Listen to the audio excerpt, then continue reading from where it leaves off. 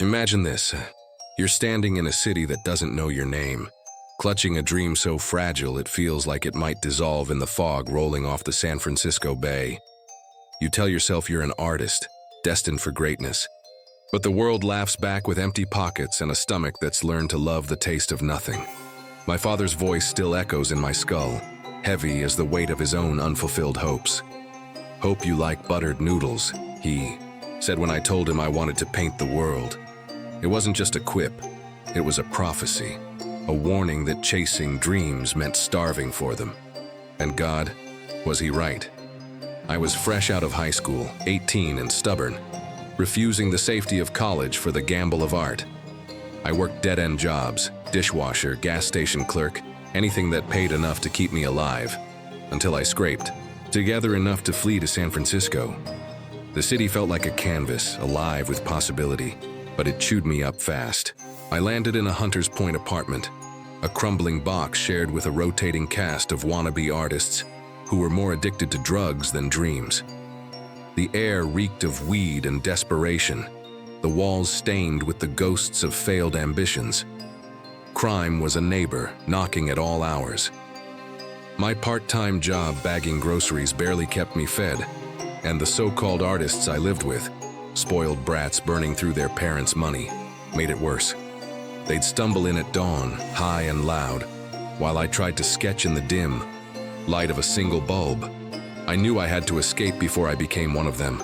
The search for a new place was a war. I pounded the pavement, scouring ads, calling numbers that led nowhere. Each rejection felt like a brushstroke erasing my future. You ever feel like the world's conspiring to break you? Like every door you knock on is bolted shut? I was on the verge of giving up, ready to crawl back home, tail between my legs, when I met Greg. It was outside a liquor store, the kind where the neon buzzes like a dying insect. He was leaning against the wall, looking like the world had punched him in the gut. I offered him a light for his cigarette, and his story spilled out. A marketing guy about to lose his job over a missed deadline. His graphic designer had flaked, leaving him without logos for a big client. I saw my chance.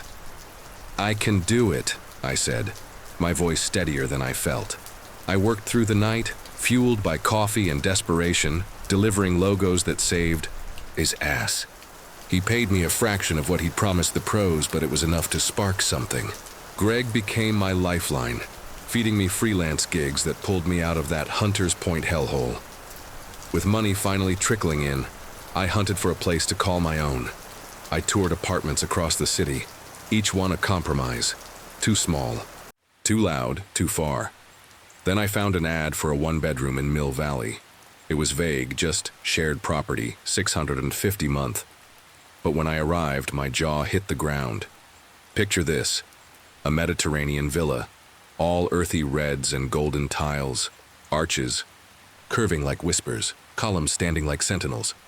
The guest house was a dream, a private haven tucked behind the main estate. The owner, a man in his late 50s with eyes that didn't quite meet mine, showed me around. His name was Robert, and his voice was clipped, like he was measuring every word. When he quoted the rent, I couldn't believe it. $650 for this in Mill Valley? It wasn't suspiciously cheap, but it was a steal. I offered a deposit on the spot, my heart racing. Robert hesitated, sizing me up like I was a stray dog. I poured out my story, my dream, my struggle, the drug-addled roommates I was fleeing. I upped my offer to $750, desperation creeping into my voice, but he waved it off. "I don't need more money," he said. "I need quiet, someone who minds their own business, pays cash on time." I swore I'd be invisible, a ghost who left only an envelope of rent each month. He stared at me, then nodded. "Keys on the first," he said, and I could have danced down his driveway. Moving in felt like a triumph. Greg lent me his car to haul my stuff, and I left Hunters Point behind like a bad dream. The guest house was everything I'd hoped. Spacious, quiet, a sanctuary for my art. I saw Robert maybe twice in those first weeks, just nods from a distance. His wife, though? Not a trace. I started to wonder if she even existed, if they were separated, or if she was a recluse. The villa loomed behind my little haven, its windows dark, its silence heavy. Have you ever lived somewhere that feels alive? Like the walls are watching, holding secrets you're not meant to know? I pushed the thought aside, focusing on my work. Greg's gigs kept me busy, and life felt good. Too good, maybe. Then Robert knocked one day, his face tight. "I'm going fishing this weekend," he said. "Friday to Sunday, my wife. She's not herself, feeling under the weather. If she acts strange, don't worry." I was stunned. A wife? Here? In 3 weeks? I hadn't seen her once. I nodded, promising to help if needed, but his words stuck like a splinter. Not herself. What did that mean? Friday came, and I watched him load his truck with coolers, his movements mechanical. That night, the estate was quiet. The kind of quiet that presses against your eardrums. I worked late, sketching until my eyes burned. Around 2 a.m., I headed to the bathroom. The window opened to let in the cool summer air.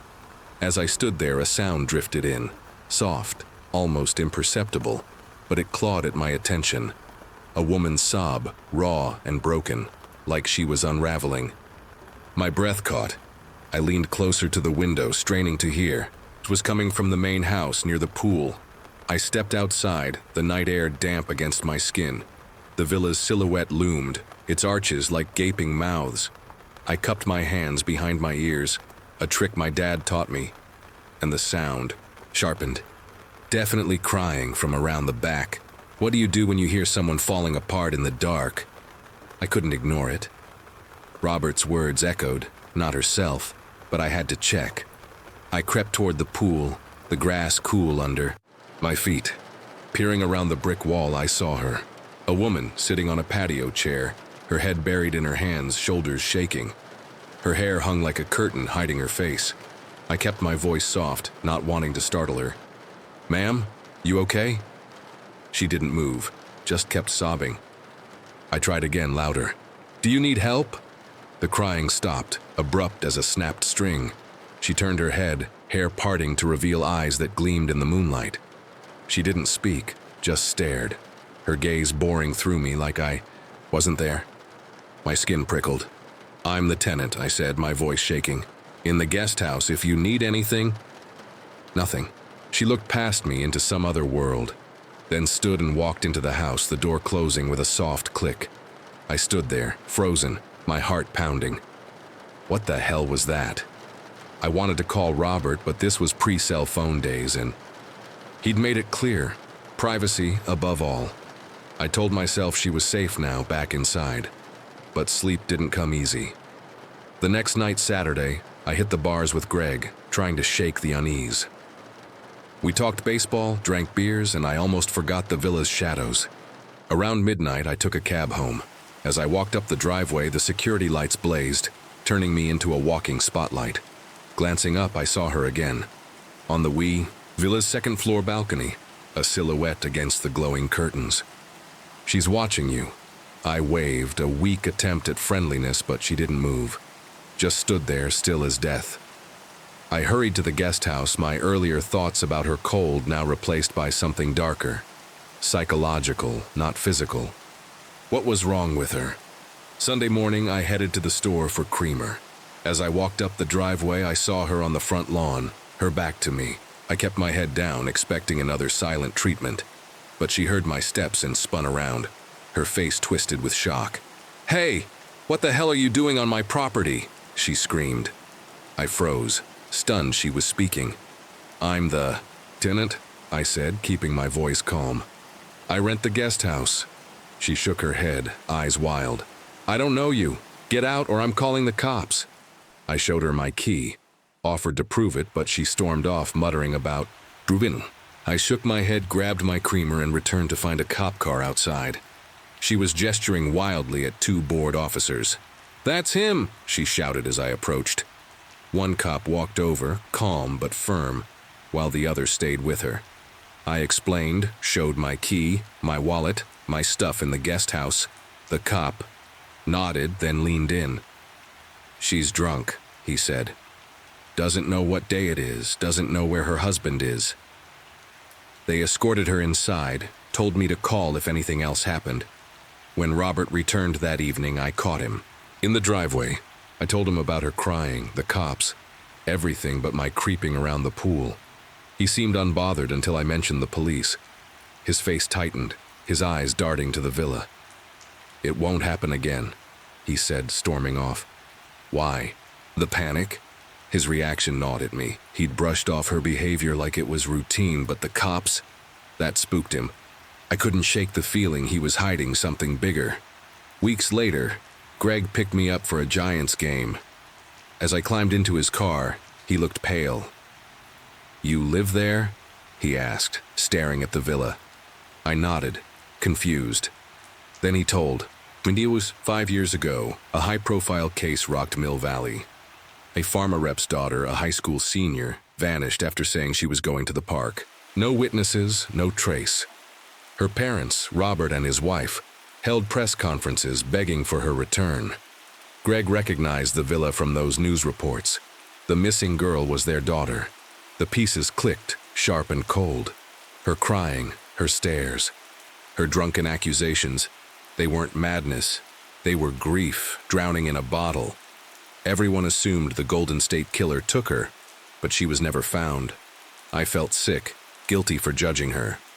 Then came November 3rd, 1989. I was heading out to meet Greg when cops swarmed the driveway. I made a dumb joke about trick-or-treating, but they drew their guns, shouting for my hands. The world tilted. They cuffed me, accusing me of kidnapping, false imprisonment, even practicing medicine without a license. I was screaming it was a mistake, but they dragged me to the station. In interrogation, they didn't want me. They wanted Robert. "Where is he?" they yelled, dismissing my fishing trip story. They thought I was his accomplice in something monstrous.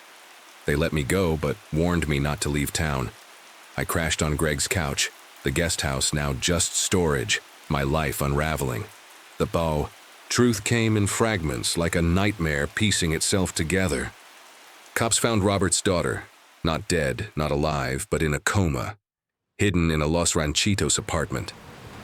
Emaciated, on life support, she'd been there 5 years, kept alive by Robert with medical equipment from his pharma contacts. Why not? A hospital? Because his wife caused the injury. In a fight, she struck her daughter with an ornament, leaving her comatose. Instead of facing justice, they hid her, hoping she'd wake. Love twisted into something evil. Robert was tracked to the apartment and both were arrested. The story broke, then faded under the Loma Prieta earthquake's shadow. I moved on, but the villa haunts me. Normal people did this. Robert and his wife weren't monsters, at least not at first. But grief and guilt turned them into something worse. If they could do that, what's stopping anyone else? The world feels darker now, its shadows longer, its secrets heavier. In the fading light of late summer 2009, I stood on the cracked pavement of Camden, London, my heart a mix of hope and exhaustion. I was 22, about to start graduate school, and desperate for a place to call home. The city's pulse thrummed around me, buses groaning, street vendors shouting, the distant wail of a siren. But all I could feel was the weight of my backpack and the ticking clock. I needed a flat, fast, and cheap. London wasn't kind to dreamers like me, its streets a labyrinth of promises that often led nowhere. I'd grown up in a small house with my mum and sister, where safety was a given. But here, every step felt like a gamble. You know that feeling, don't you? When hope battles fear and you push forward anyway? I'd scoured listings for weeks, each one a cruel tease. Most were traps. Moldy walls hidden behind clever camera angles, rooms so small they felt like coffins, or kitchens reeking of grease from nearby takeaways. My phone was filled with dead ends, texts to landlords who never replied, photos that lied about sunlight and space. But then I found it, an ad that glowed like a beacon. A one-bedroom flat, females only, affordable, with polished photos of airy windows and clean tiles. The landlady, Jan, texted me promptly, her words warm and professional. "You'll love it here," she promised. I clung to that promise like a lifeline, ignoring the faint prickle of doubt. Why was it still available in a city that devoured rentals like this? I pushed the thought away, my mind flashing back to nights at uni. giggling with flatmates over cheap wine, dreaming of a place of my own. I had to believe in something, or I'd drown in despair. The bus ride to Camden felt like a descent into dream. The streets grew narrower, the buildings grayer, their facades chipped like old teeth. I texted Jan to say I was close, as she'd asked.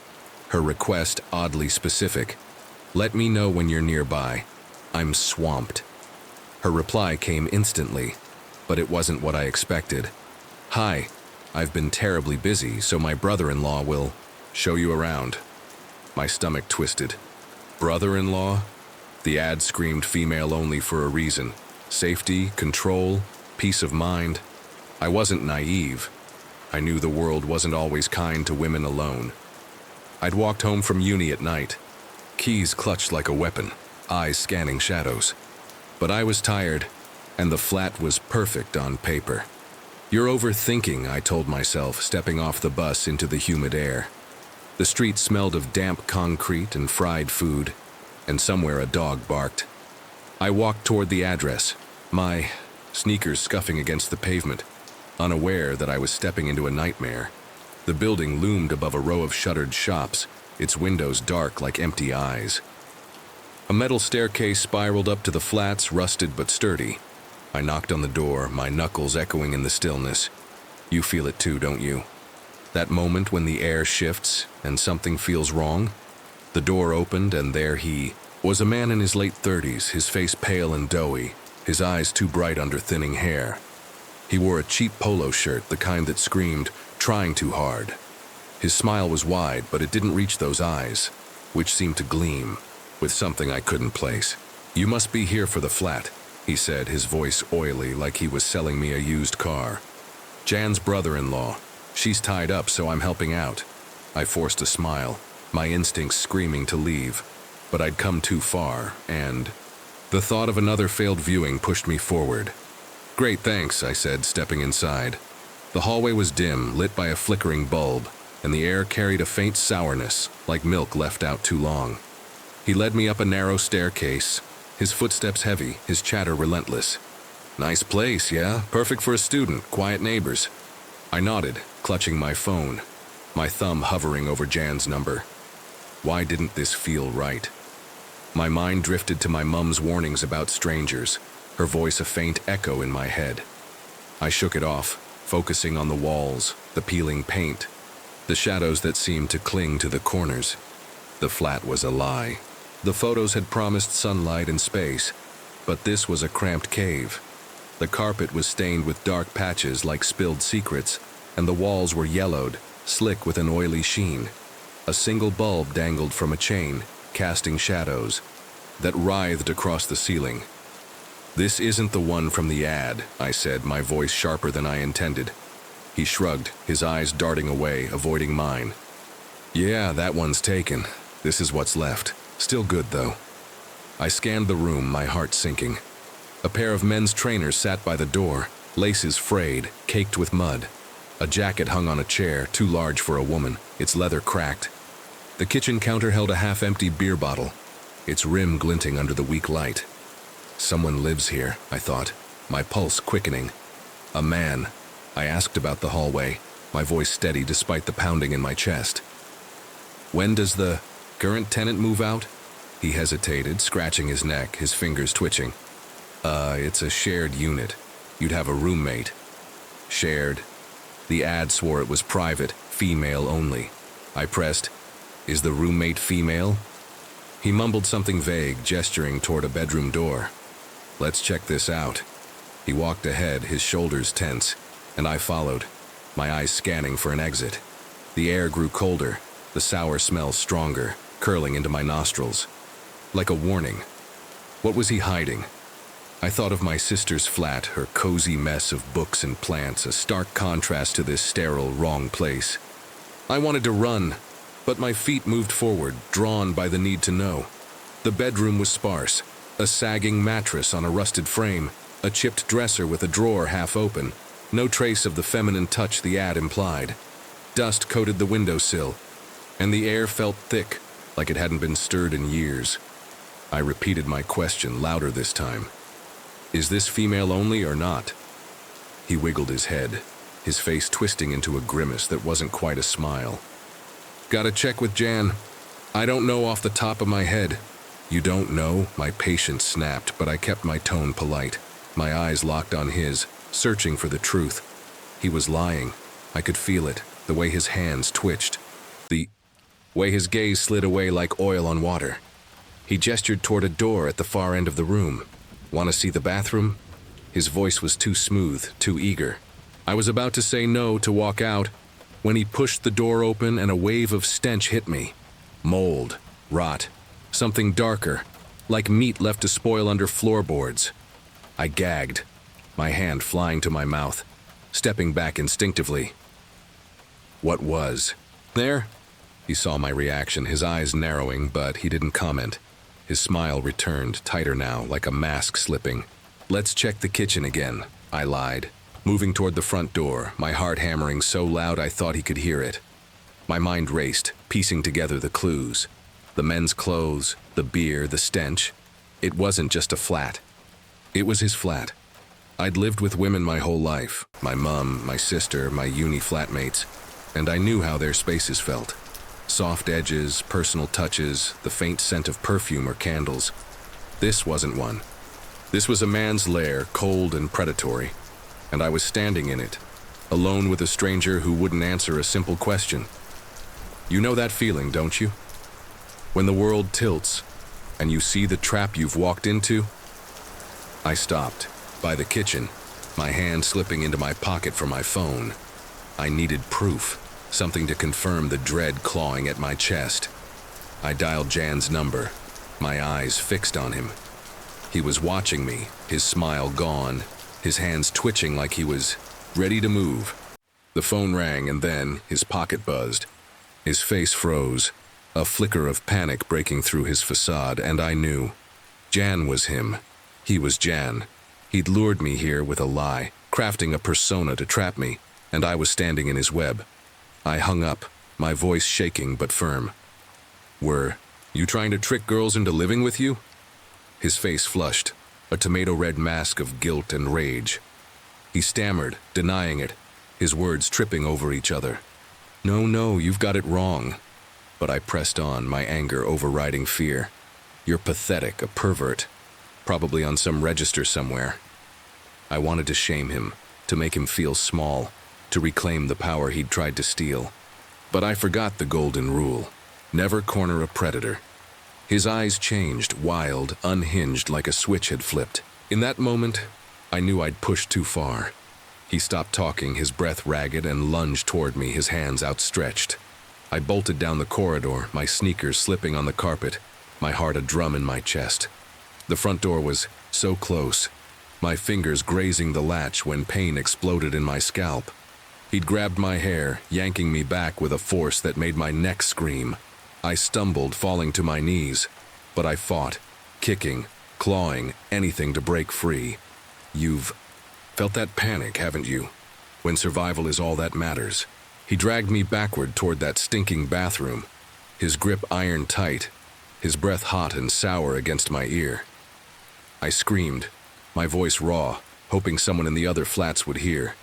But the building was silent, a tomb of indifference. Hands flailed, finding his wrist, and I dug my nails in, drawing blood. He grunted, his hold loosening for a split second, and I twisted, rolling onto my back, my eyes meeting his. His face loomed above me, twisted with rage, and then his fist slammed into my face, my vision bursting white, pain radiating through my skull like fire. I blacked out, just for a moment, and when I came to, I was on the bedroom floor, inches from that bathroom door. The smell choked me, a promise of what awaited if he got me inside. Darkness, decay, death. I was terrified, my body trembling. But something primal took over. You have to fight. Now. I grabbed his wrists, my nails sinking into his flesh, and sank my teeth into his arm until I tasted blood, metallic and warm. He howled, his grip faltering, and I scrambled up, lunging for his face. My fingers found his eyes, digging in, feeling the soft give of flesh under my nails. It was horrific, the sensation of his eyeballs yielding, but it worked. He screamed, a sound that tore through the air, and shoved me away, his hands flying. To his face, I hit the floor, dizzy but alive, my head spinning. He clutched his eyes, blinded by pain, staggering backward, and I ran. Through the corridor, down the stairs, my legs burning, my breath ragged. The metal staircase clanged under my feet, the night air cold against my sweat-soaked skin. A shock. That woke me from the nightmare. I burst onto the street, my vision blurred, my face wet with blood and tears. A woman passing by gasped, her voice cutting through the fog. "Are you okay?" My jacket was stained red, my cheek throbbing where he'd hit me, but I was free. I pointed to the building, choking out, "He's in there, he's in there." People gathered, their voices a blur as I sank to the pavement, my legs giving out. I'd escaped, but barely. The woman stayed with me, her hand on my shoulder, grounding me as I shook. I unzipped my jacket, terrified I'd been stabbed, but it was just the cut on my face, blood pouring down my neck.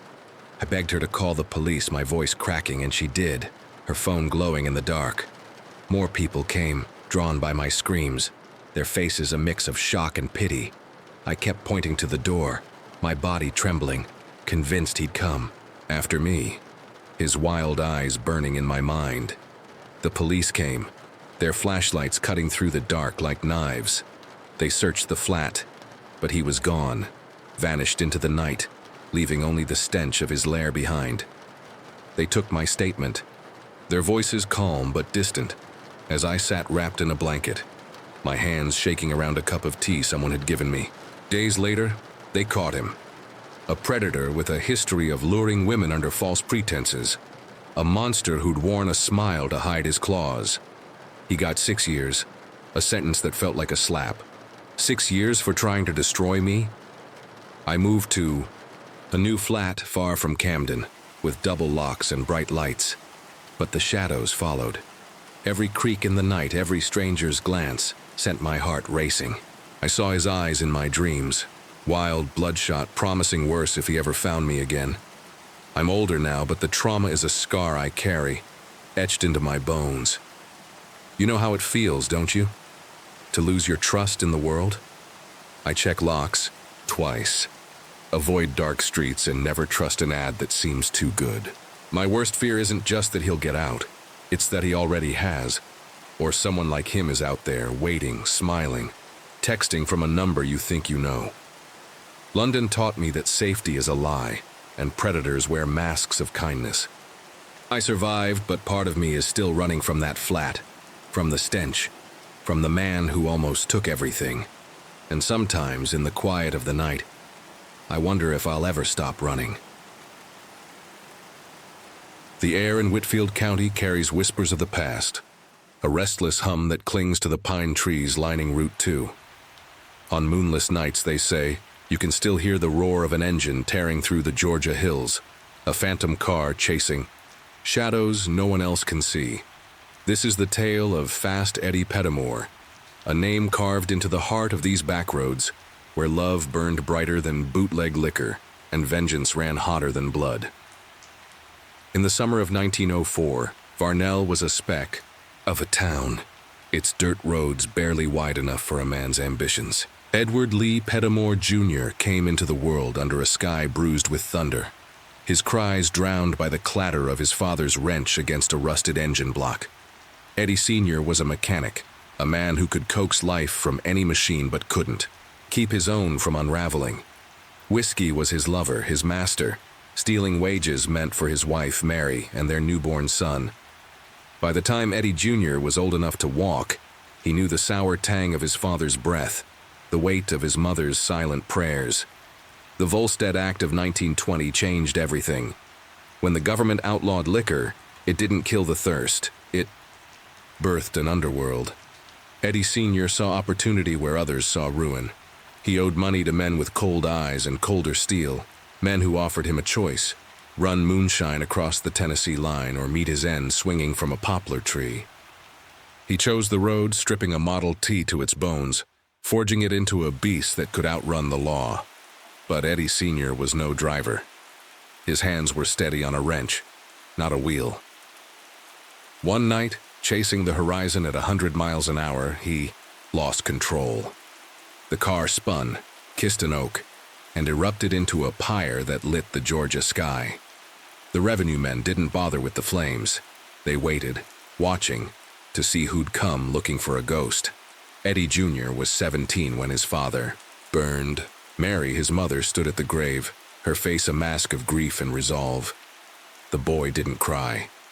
He stared at the scorched earth, feeling the weight of a legacy he didn't yet understand. The bootleggers came calling soon after, not out of pity but necessity. They needed someone to keep their cars alive, someone who wouldn't talk. Eddie, with his father's knack for engines, was their man. But he was more than that. He was a shadow waiting to become a legend. The highway called to him, a siren song of asphalt and moonlight. And when he answered, the world would never forget his name. The garage behind Mary's crumbling clapboard house became Eddie's sanctuary, a cathedral of grease and steel. By 19, his hands were calloused, his fingers stained black, each scar a testament to hours spent breathing life into battered Fords and Buicks. The bootleggers trusted him, not just for his silence but for his sorcery. He could make an engine sing, coaxing speeds no lawman's car could match. At night he'd lie awake, hearing the hum of those machines in his dreams, their pulses syncing with his own. The road was out there, waiting, a ribbon of black under stars that felt close enough to touch. One evening, as the sun bled red over Vornell, the bootleggers handed Eddie the keys to a stripped-down Model T. "Test it," they said, their eyes glinting with something like awe. He slid behind the wheel, the leather worn smooth by his father's hands, and felt the world shift. The engine roared, a living thing beneath him, and as he tore down a wooded track they'd carved through the pines, the air rushed past, sharp and alive. Dust swirled in his wake, catching the last light like embers. He wasn't driving, he was flying, the boundaries of flesh and machine dissolving. When he returned, tires spitting gravel. The men clapped him on the back, their laughter rough but real. Fast Eddie, they called him, and the name stuck, a badge he wore with quiet pride. The runs began soon after. Chattanooga was the destination, a city across the Tennessee line where speakeasies paid in cash for moonshine. Eddie's car, a Frankenstein of steel and cunning, danced through the hills, its headlights slicing the dark. The law chased, their sirens wailing like banshees. But Eddie was untouchable. He knew every curve, every dip, his hands steady as the stars above. The thrill wasn't the money. Most went to Mary, tucked away in a tin under her floorboards. It was the road, the pulse of the engine, the fleeting illusion that nothing could catch him, not even time. Then came Lily Mae, and the world he thought he knew turned upside down. In Cohuta, a town where sin wore a cheap dress, the bootleggers dragged Eddie to a cat house, laughing at his shy eyes.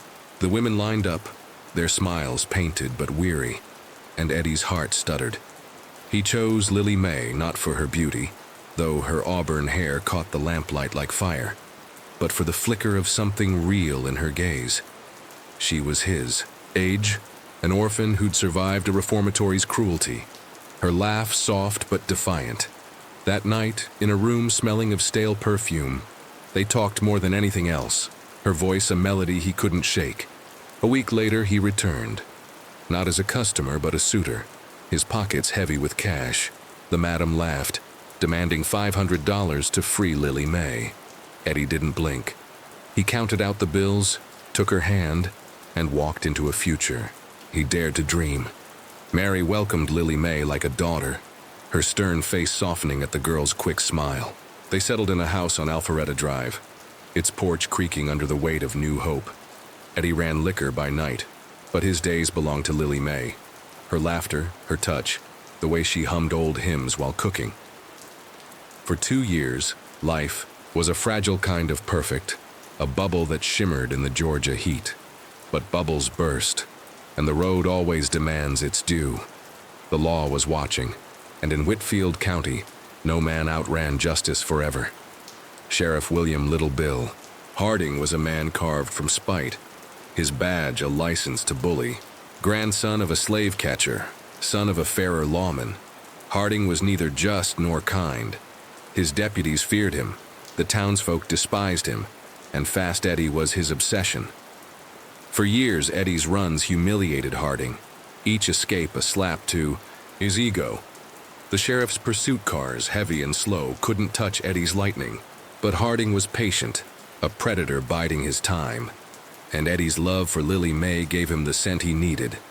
It was a rain-slicked night, the highway gleaming like a serpent's back, when Eddie's luck faltered. His car skidded, tires clawing at mud, and he abandoned it, fleeing into an orchard's shadows. Safe, he thought, until his heart sank. Taped to the dash was a photograph of Lily Mae, her smile a beacon for Harding's wrath. By dawn, the sheriff's men stormed Eddie's home, tearing through Mary's quilts, shattering Lily Mae's china. Eddie was gone, but they found his wife. Harding's lug wrench met her skull, her blood pooling in the bathtub. A note, scrawled, in haste, pinned the crime on Eddie. I didn't mean to hurt her. The lie spread like wildfire, turning a folk hero into a fugitive. Eddie vanished, but his heart stayed in that blood-stained house, tethered to a woman who'd never hum hymns again. He hid in the hills, a ghost among the pines. His runs now acts of defiance. The bootleggers shielded him, but trust was scarce. Harding's men patrolled, their headlights probing the dark, and Eddie's dreams turned to ash. He saw Lily Mae's face in every shadow, her eyes pleading, her voice silent. Months crawled by, each day a battle to keep rage from consuming him. Then one Sunday he made his choice.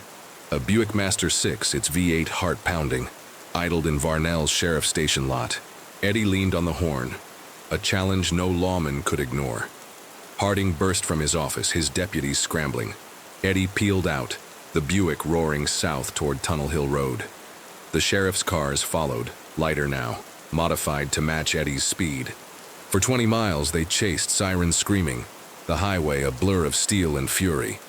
Harding saw a speck ahead, believing he'd caught his prey, but Eddie wasn't running. He turned, flooring the gas, his eyes locked on Harding's car.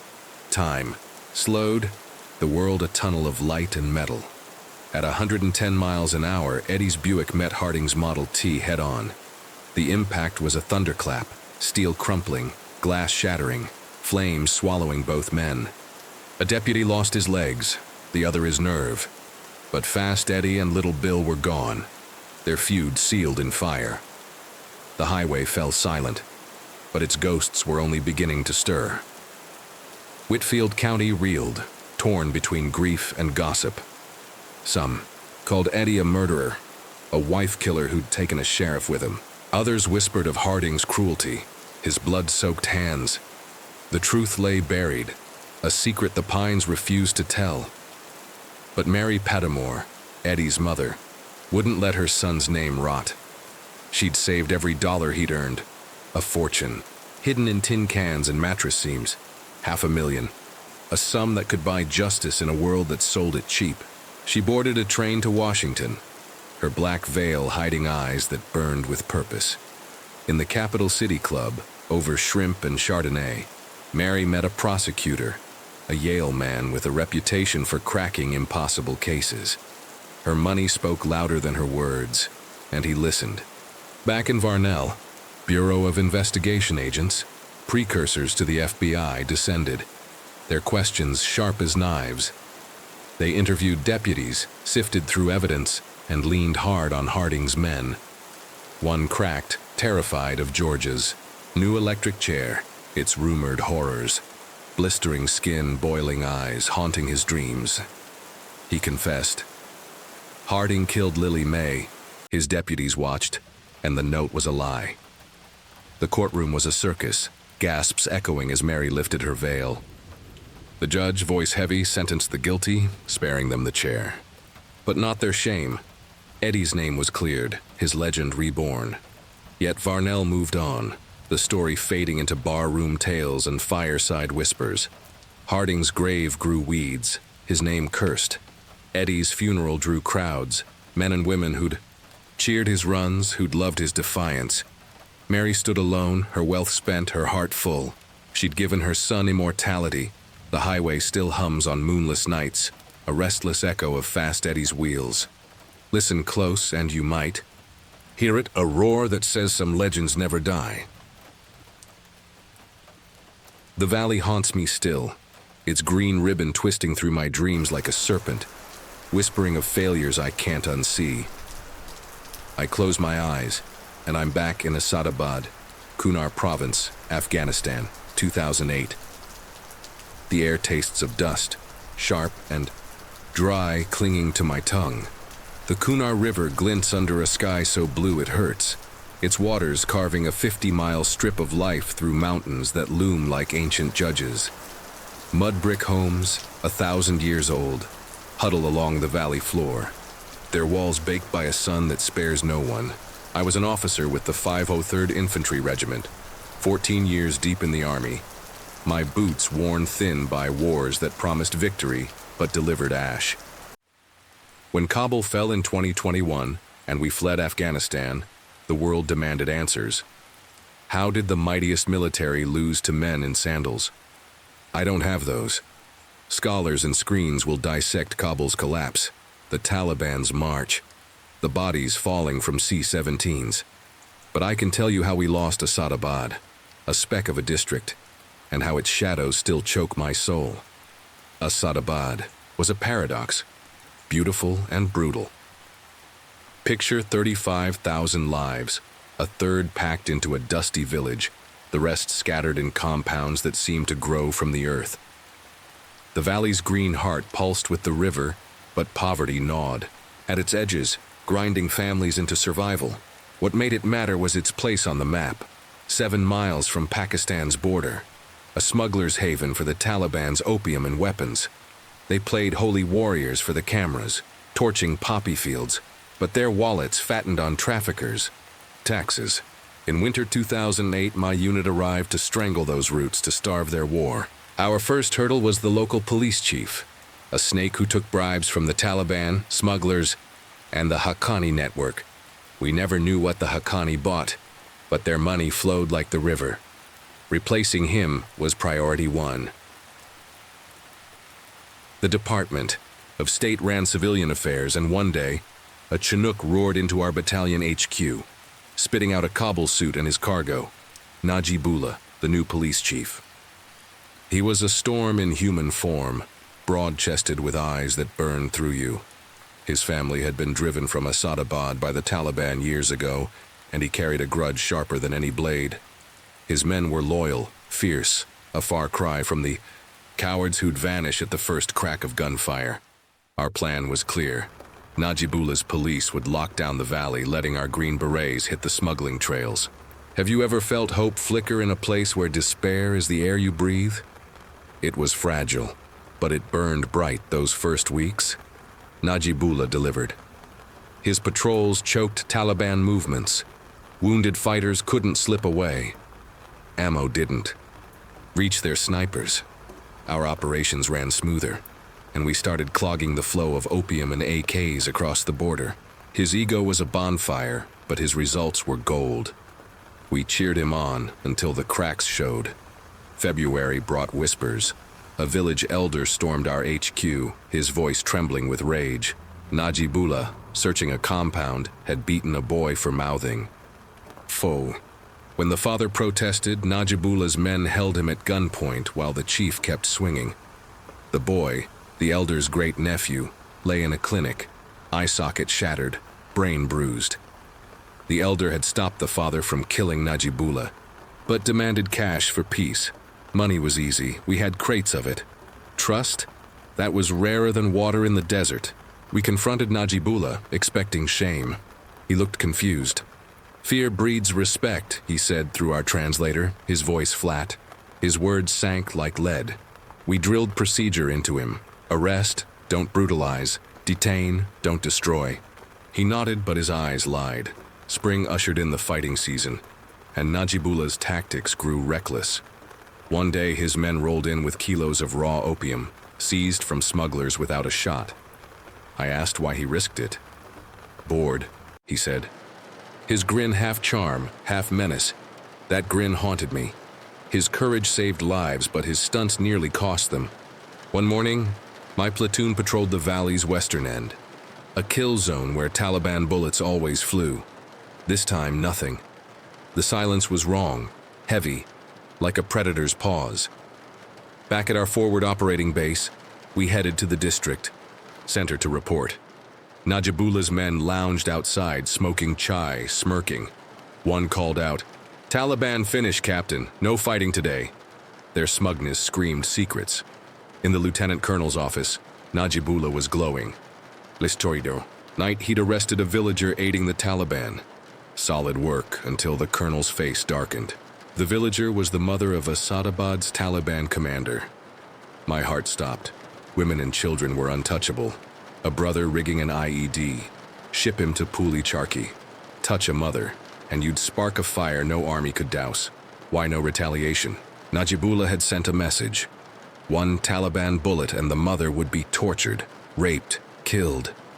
His voice through the translator was cold as stone. We hit them where it hurts. I repeated our mantra. Hearts and minds, not terror. Without proof of her guilt, he had to let her go. He accused us of undermining him, warned the Taliban would strike the second she was free. He was right. We returned her, and families fled the valley, sensing the storm. The Taliban hit every base, lobbing mortars at the district center. It was rushed, sloppy. We cut them down, 33 dead, one of ours grazed. A slaughter. But Najibullah claimed it, as his trap spun as a victory. The villagers ate it up, and command loved the PR. Let him shine, they said. I wanted to scream. He'd lit the fuse, and we were dancing in the flames. Then the darkness deepened. On patrol, we caught Najibullah's men smoking pot by a ditch. They laughed, said he gave it to them as a reward. I scoffed. Afghans lied like they breathed, but his HQ was a haze. Officers passed a hash pipe, giggling, while Najibullah sat behind a desk piled with cash, eyes pink as raw flesh. A sack of marijuana loomed behind him, bigger than a man. The money wasn't our crisp bills. It was old, creased, villager cash. Taxes, bribes. He denied it, insulted, but his lies stank worse than the weed. We weren't detectives, we couldn't prove it. Power was rotting him, and power without restraint is a noose. Weeks later, 2 farmers, brothers, spoke up. Najibullah had taxed their compound, and when they couldn't pay, he'd taken one of their 9-year-old twins as collateral. My stomach twisted. We stormed the district center, but stoned guards blocked us, claiming he was busy. Pashto Pop blared from his office. We threatened to fire them all before they yielded. Inside, my world broke. Najibullah sat, shirt unbuttoned, leering at a child in a dress dancing to the music. Another lay under a blanket, eyes empty. I thought they were girls. Our translator screamed, "They're boys! The missing boys!" Time froze. The dancing. Boy, one of the twins, wore bells on his sandals, makeup smearing his face. The other, naked under the blanket, stared at nothing. I grabbed him, hands trembling while the translator nearly shot Najibullah. Bachabazi. I'd heard whispers, men dressing boys as girls, making them dance, then worse. But seeing it, smelling the fear, it was a scar I'd carry forever. We reported. To command, expecting justice. They told us to bury it. An Afghan issue, they said. Najibullah's spring victory made him untouchable. I felt complicit, sick. We hid it from our men, knowing one would kill him if word spread. His officers began deserting, unwilling to stomach his crimes, leaving only his kin, brothers, cousins, all complicit in the horror. We begged for replacements, but before they arrived, a farmer warned us. His voice hissed, eyes darting. Pull. Your men from the district center tonight or they'll die. He spoke in riddles, fearing eavesdroppers, but the message was stark. Every Taliban fighter in Kunar was coming, hungry for blood. The valley was a trap, and we were its prey. We pulled our men to hillside outposts, leaving Najibullah's crew vulnerable but defensible. That night we watched, night vision glowing green. The valley held its breath, too quiet, too still. No attack came at dusk. After midnight, headlights pierced the dark, a lone truck rolling toward the police HQ. Not Taliban, not alone. stopped at the gates, beams flooding the compound. We relaxed, thinking it was police. Then the world burned. A fireball swallowed the valley, orange and ravenous, the blast echoing off the peaks. No gunfire followed, just silence, heavier than death. At dawn, we sifted the rubble. Najibullah's body was mangled, purple and black, head half crushed. The bomb had erased every guard, every officer but one, his neck snapped, his mind blank. Taliban chatter on our ICOM radios told the tale. They'd spread rumors of a massive attack, knowing we'd retreat. A disguised driver in a stolen police truck rolled up, claiming he brought Bacha Bazi boys as a gift for Najibullah's victory. The guards opened the gates. He parked. By the HQ, shouted, "God is great," and detonated. The valley burned, and with it, our grip on Asadabad. The Taliban's coup turned the locals against us. Najibullah's crimes, dozens of children kidnapped, abused under our watch, fueled their rage. If someone hurt your child, wouldn't you want their guardians dead? Our tour grew bloodier. American lives lost to a fight we couldn't win. Asadabad was Afghanistan in miniature, a graveyard where empires rot. I still see those boys' eyes, hear the blast, smell the ashes. We didn't just lose a valley, we lost a piece of ourselves. In the summer of 1975, the West Coast sun burned bright over a sprawling city, its light glinting off chrome bumpers and glass storefronts. I was just a kid then, hearing this story from my Aunt Cece, who was 17 that year, a girl with dreams, bigger than the small town she'd left behind. Cece was my hero, with her quick smile and gift for turning strangers into friends.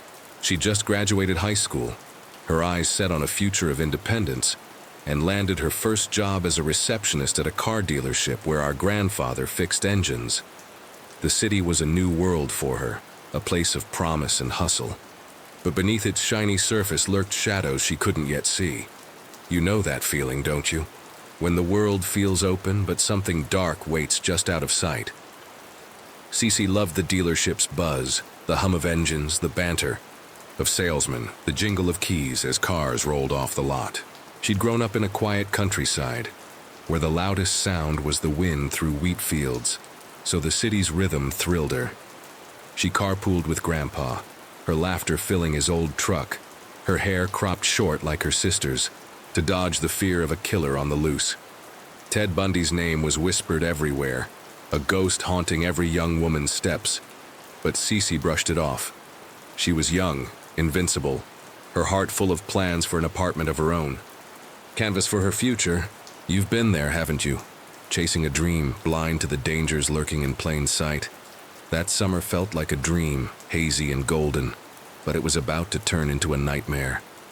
Cece's job was simple: answer phones, file papers, greet customers with her infectious charm. But it came with a task no one questioned: carrying cash deposits to the bank a few blocks away. Thousands of dollars stuffed into her purse walked through a gritty industrial zone. No one saw the risk. Not her boss, not Grandpa, not Cece. It was the 1970s, a time when caution was looser, when a girl could walk alone and be fine. Or so they thought. You feel it coming, don't you? The moment when innocence meets reality and everything changes? The dealership sat in a concrete jungle surrounded by warehouses and rival lots, their neon signs flashing promises of freedom, on four wheels. The area was a man's world: grease-stained mechanics, burly truckers, salesmen with slick hair and louder voices. Cece stood out, a bright spark in a sea of grit. Her desk a splash of color with her notepad and a photo of her family. She loved the work, loved chatting with customers, loved the trust her boss placed in her. You felt that pride, haven't you? When someone believes in you and you want to prove them right? Her days followed a rhythm: mornings of paperwork, afternoons of phone calls, and after lunch, the walk to the bank. The deposits were routine, a stack of bills and checks she tucked into her purse without a second thought.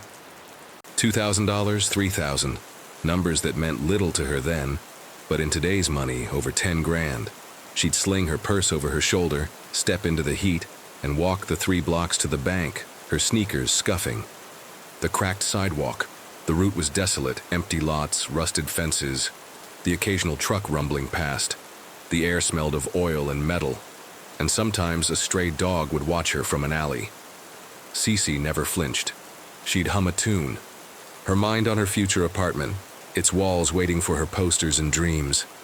No one warned her about the danger, not her boss, who saw her as capable, not Grandpa, who trusted the city's daylight, not her sisters, who'd cut their hair short to avoid Bundy's gaze but never thought to question Cece's walks. You see it now, don't you? How trust can blind you to the obvious? Cece's purse held a fortune, but it was her youth, her vibrance that made her a target. She was a girl alone in a place that didn't care, her routine a beacon for anyone watching. And someone was watching. You hear it too, don't you? The faint hum of a threat growing louder with each step. It was a sweltering afternoon, the kind where the air shimmered like a mirage. Cece had finished the day's paperwork, her desk tidy, her purse heavy with $3,000 in cash.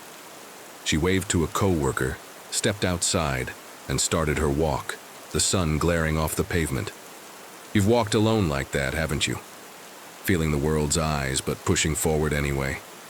The street was quiet, too quiet. The usual trucks absent, the air thick with heat and dust. She was halfway to the bank when the world broke. A rusty van screeched behind her, its tires spitting gravel. Before she could turn, the side door slid open and a hand grabbed her arm, yanking her inside. The door slammed shut, the sound a gunshot in her ears, and the van roared forward, throwing her onto a filthy mattress. 5 men surrounded her, their faces rough, their eyes gleaming with something dark. Hunger, amusement, cruelty.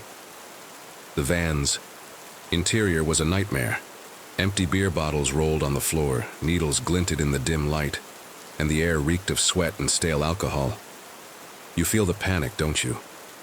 When the world shrinks to a cage and you're trapped inside.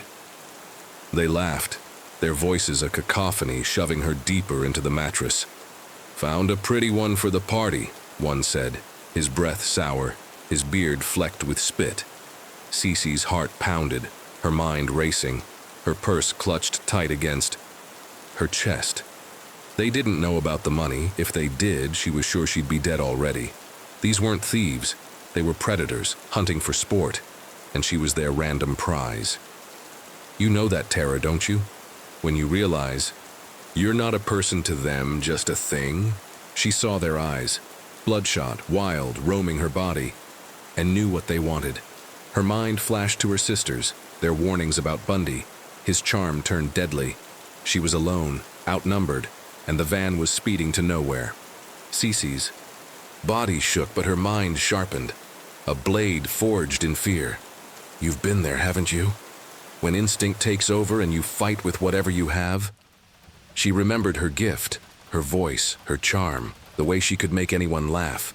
She forced a smile, her lips trembling, and laughed, a sound that felt alien in the van's stench. You guys seem cool, she said, her voice steady despite the terror clawing her chest. It's a shame I can't stay. My boss expects me, back, and he's strict. He'll call the cops if I'm late, especially with all the stuff going on. The men paused, their laughter faltering. You see it, don't you? The moment doubt creeps into a predator's eyes. Cece leaned into it, her words a lifeline. You know about that guy, right? The one killing girls like me. The cops are everywhere. She didn't say Bundy's name, but it hung in the air. A specter they all knew. His crimes were in every newspaper, every whispered warning, a shadow over the city. Cece saw their eyes shift, uncertainty flickering. They wanted fun, not trouble. And she was planting seeds of risk. You feel her strength, don't you? Turning fear into a weapon?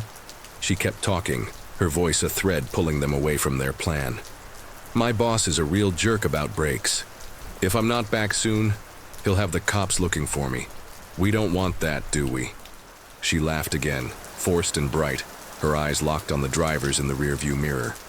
He was younger, less sure, his hands tight on the wheel. The others muttered, their confidence cracking. Ziya's mind flashed to her family, Grandpa's truck, her sister's laughter, the photo on her desk. She couldn't die here, not like this. You fought for something you love, haven't you? When giving up isn't an option? The van slowed. The men arguing in low tones. Cece kept her purse close, the money a secret that could still kill her. Finally, the driver pulled over near a grocery store, its lights a beacon in the dusk. Not worth the hassle, he muttered, sliding the door open. Cece stumbled out, her legs shaking, the pavement solid under her feet. The van peeled away, its taillights fading into the haze, and she ran into the store, her breath ragged, her purse still clutched tight. She was free, but at what cost? Cece called Grandpa from the store, her voice breaking as she told him everything. The police came, their notebooks open, but without a license plate or names, the men vanished into the city's underbelly. The case was brushed off. A prank, they said, since she wasn't hurt or robbed. You know that anger, don't you? When the world dismisses your pain. It was 1975, a time when women's fears were often ignored, when a girl's word meant little against a man's. Cece went back to work, but she never walked to the bank again. Her steps heavier, her smile dimmer. She survived, but the scar remained. Cece became a photographer, traveling the world, her lens capturing beauty in places others overlooked.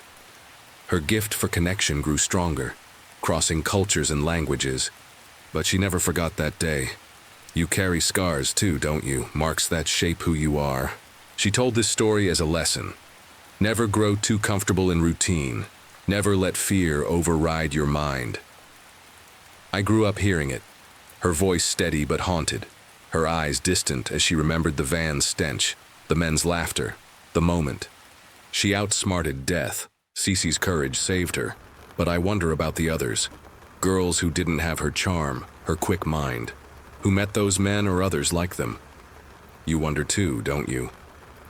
How many stories end in darkness? The 1970s are gone, but the world hasn't changed as much as we'd like. Predators still roam, hiding in plain sight, waiting for a moment of trust. Cece taught me to walk with eyes open, to hold fear close but never let it win. She's my hero, not just for surviving but for living, fully, fiercely, despite the shadows that tried to claim her. In the dim glow of a Taco Bell dining room, where the air hung heavy with the sour tang of grease and the hum of flickering fluorescents, I met Will. His smile was too bright, a neon flare in the gloom, promising warmth, but hiding a cold, jagged. I was 24, a goth kid draped in black, my eyeliner a shield against a world that felt too sharp. Will, at 18, was my manager, a jock with a church boy grin, his blonde hair gelled like a movie star's. We were opposites, bound by the monotony of fast food, but something in his laugh drew me in. A spark I mistook for friendship, blind to the darkness coiling beneath. It was 2004, and my life was a patchwork of late shifts and cigarette smoke, each day bleeding into the next. Taco Bell was my anchor, its sticky floors and buzzing lights a strange kind of home. Will stood out from the start, his polo shirt crisp despite the grease-soaked air, his charm a polished act. He'd lean over the counter, joking with customers, his voice smooth as honey, but his eyes darted, catching every shadow, every movement. "You're good with people," he'd say, clapping my shoulder, his hand lingering just long enough to stir unease. I'd shrug, hiding a smile, flattered by his attention, too naive to question the weight behind his gaze. We were an unlikely pair, the goth and the jock, forged in the crucible of late-night shifts and shared boredom. Will admired my stories, my girlfriend's leather jacket, the way I could spin words to charm or deflect. I envied his chameleon nature, how he shed his preppy shell at the goth bar, slipping into fishnet shirts that clung awkwardly to his broad frame. He'd dance under strobes, his face half lit, half hidden, laughing too loud, his movements sharp and reckless. Those nights were a blur of music and smoke, a fleeting escape from our dead-end jobs. But I missed the signs, his eyes narrowing when he drank, his voice sharpening like a blade when he thought I wasn't listening. The bar's shadows played tricks, making his smile seem warmer than it was, masking the coldness that lurked beneath. The world felt safe in those moments, but it was a lie, and Will's smile was the first crack in that fragile illusion. Our apartment was a crumbling relic on the town's edge, its paint peeling like old skin, its windows rattling in the night wind. Will moved in a year after we became friends, his grin promising late-night talks and shared beers, a brotherhood I thought would last. At first, it was easy. Pizza boxes stacked on the coffee table, horror movies casting eerie glows on our secondhand TV, his laughter a burst of light in the dim space. We'd sprawl on the couch, trading stories of bar fights and broken dreams, the world outside fading to a dull hum. But Will's light flickered, his charm fraying like a worn thread. He'd stumble home at midnight, reeking of whiskey, his eyes glassy and distant, leaving a trail of empty cans I'd sweep up in silence. His life began to unravel, a slow-motion collapse I couldn't halt. At Taco Bell, he crossed a line, leering at a coworker as she bent for cheese in the walk-in fridge, his crude joke slicing through her dignity. "Just messing around," he said. But her flinch told a different story, her eyes wide with betrayal. He was fired the next day, his badge tossed in the trash like a broken toy. I told myself it was a slip, a bad moment, but then he lost his gas station job, caught stealing crates of Gatorade to sell on the side. "They owed me," he spat, his voice a razor sharp enough to cut glass, his hands clapping into fists. I nodded, my stomach twisting, hoping he'd find his way back to the Will I thought I knew. He turned to carpentry, enrolling in a vocational school, his toolbox a shrine of gleaming tools, hammers, saws, blades that caught the light like promises. He'd talk about building houses, his hands animated, his eyes sparkling with ambition. And for a moment I believed he could change. But his nights grew wilder, his new friends flooding our apartment, their laughter loud enough to shake the walls. I'd lie awake, staring at the ceiling, the bass from their music pulsing through my skull, my anger churning like a storm. The sink became a swamp of moldy dishes, my dishes, bought with my own cash, now crusted with neglect. "Use paper plates," I snapped one night, shoving a stack toward him. He grinned, tossing them aside, his eyes glinting with defiance, a challenge I didn't yet understand. The air in that apartment thickened, a fog of unease that clung to my skin, and Will's smile grew sharper, like a blade catching the light. One night, he came home drunk, his face flushed, eyes wild as a cornered animal. We fought over the mess, my voice cracking with frustration, his slurring with venom. He grabbed a beer bottle, his knuckles white, and I saw it, rage, raw and primal, twisting his face into something unrecognizable, something not Will. He threw to the glass sailing past my head, shattering against the wall in a spray of amber and shards. I froze, heart pounding, the fragments glittering on the floor like broken stars. "My bad," he muttered, staggering away, but the apology was hollow, a lie that hung in the air. That night I decided to leave, packing my bags in the dark, my hands trembling, the echo of that bottle louder than any words we'd shared. I thought I'd escaped, but Will's shadow was patient, waiting for its moment to strike.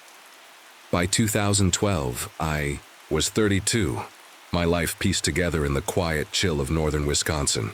I worked at a TV station, my days filled with edits and deadlines, my nights warmed by a girlfriend whose laugh was a balm to old wounds.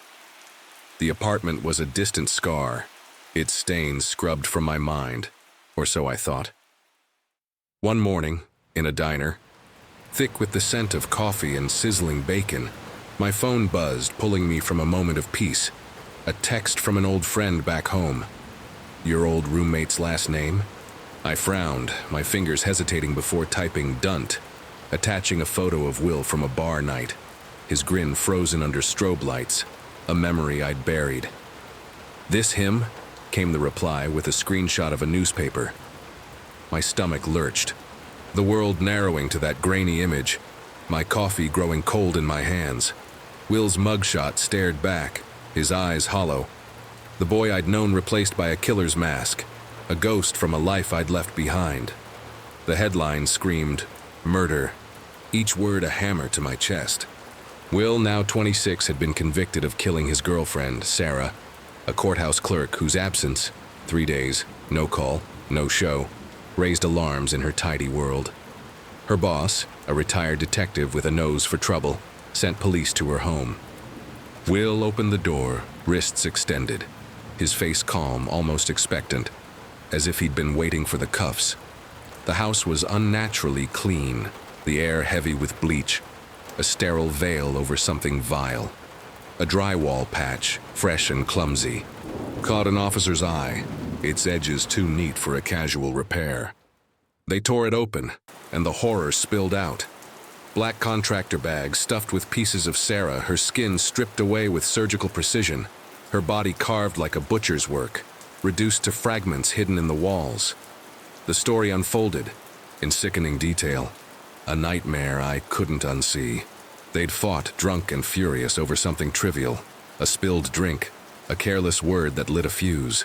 Will grabbed an ashtray, its heavy glass glinting in the lamplight, and threw it, the edge catching Sarah's temple. She fell, her head cracking against the kitchen counter, blood pooling on the linoleum in a slow, dark bloom. Panic seized him, but not remorse. He dragged her to the basement where his carpentry tools waited, silent and ready. A sawzall hummed to life, its blade biting through flesh and bone with a craftsman's care. Fearing the garbage bags would betray him on pickup day, he took an X-Acto knife, peeling her skin with chilling precision, folding the pieces into the bags, sealing them behind the wall with spackle and paint, as if erasing her could erase his crime. I sat in that diner, the newspaper trembling in my hands, seeing Will's hands. Those hands that threw a bottle at me, now slick with Sarah's blood, carving her like a project. My girlfriend's voice faded, the diner's warmth turning cold.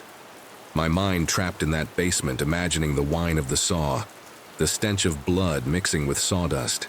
I saw Will's grin, the same one he'd flashed at the bar, now twisted into something monstrous, his tools extensions of his rage.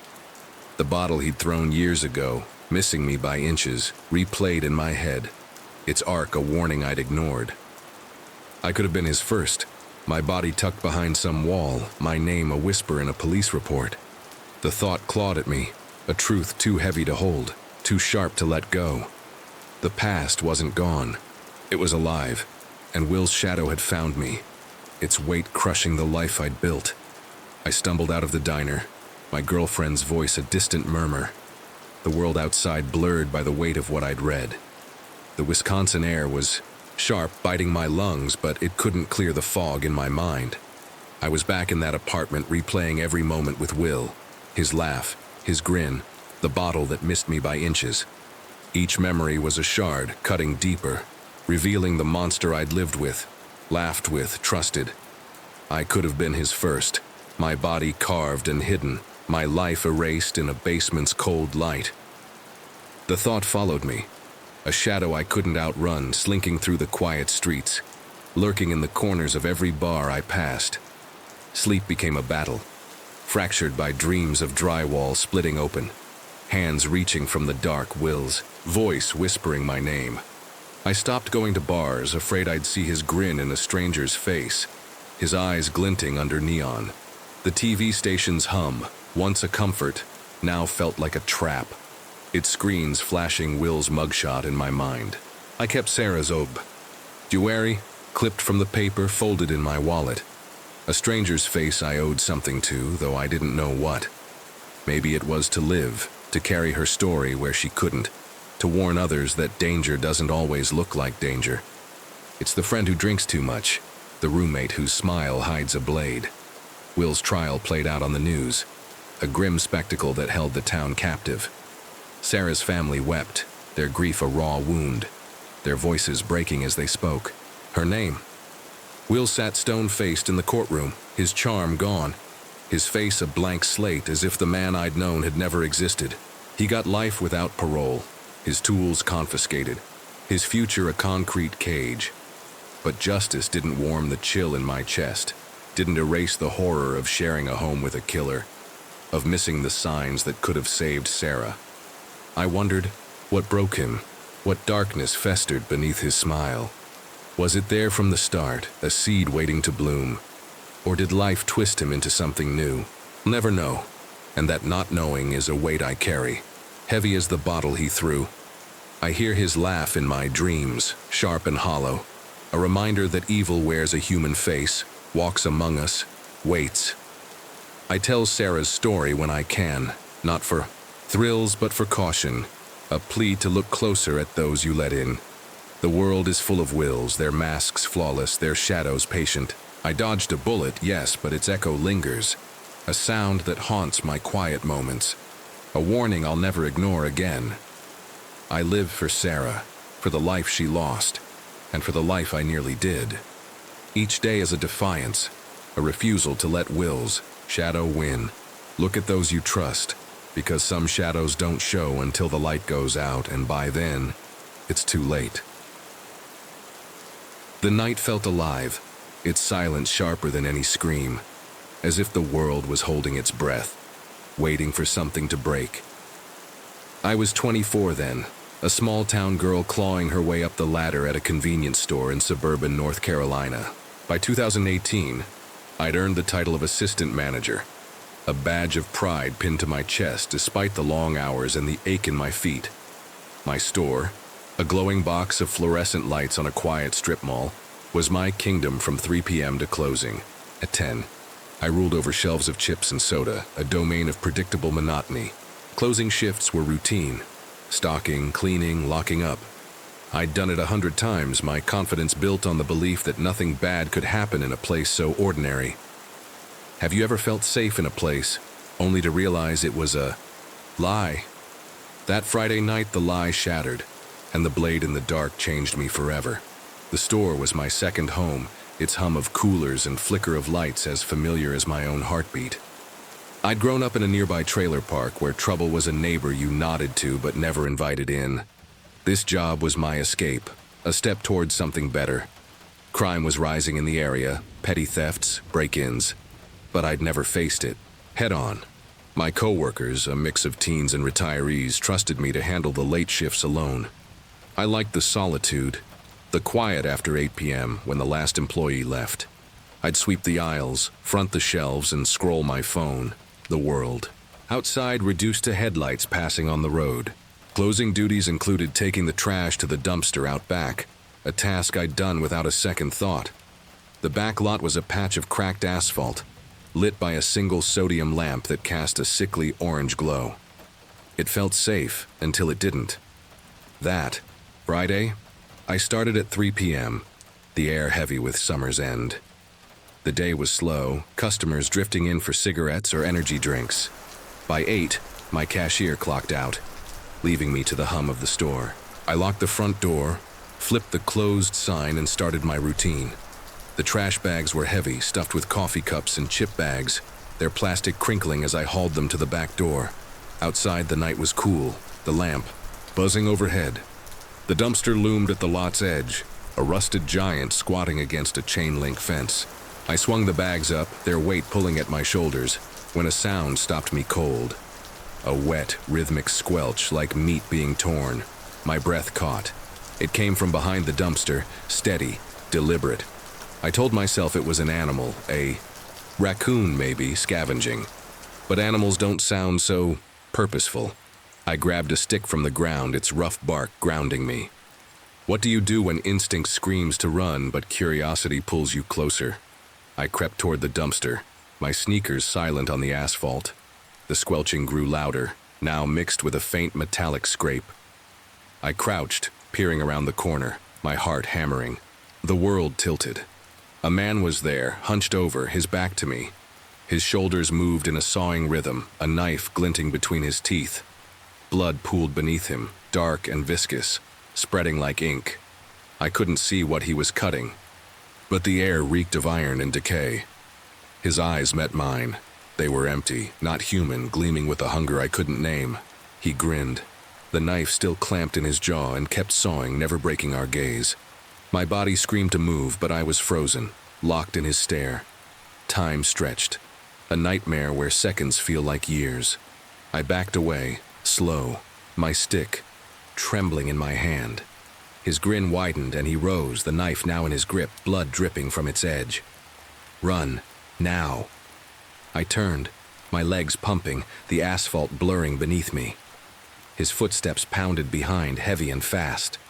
I reached the back door, my keys slipping in sweaty fingers, and slammed it shut just as his shadow loomed. The lock clicked, and I set the alarm, my hands shaking so hard I nearly dropped my phone. He was still out there.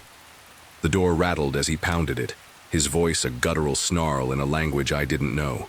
Sharp, alien, like a curse from another world. I sank to the floor, dialing 911, my breath ragged. I'd seen death and it had seen me. I hid between the aisles, the store's glass front exposing me like a fish in a tank. If he looked in, he'd find me. The pounding stopped, but the silence was worse, pressing against my skull. I crouched, clutching my phone, the operator's voice a lifeline.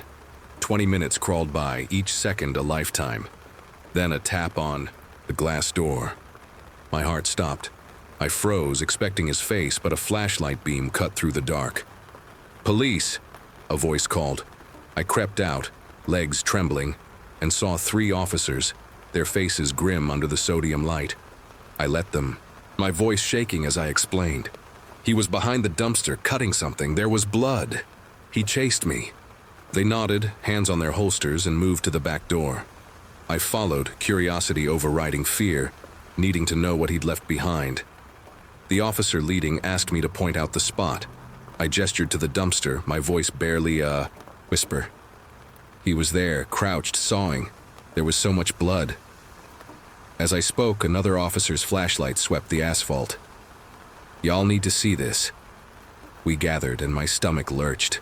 Bare footprints, human, stained brownish red, trailed from the dumpster toward the store, fading halfway. The officers checked my shoes, black, non-slip, clean, ruling out any prank. This was real.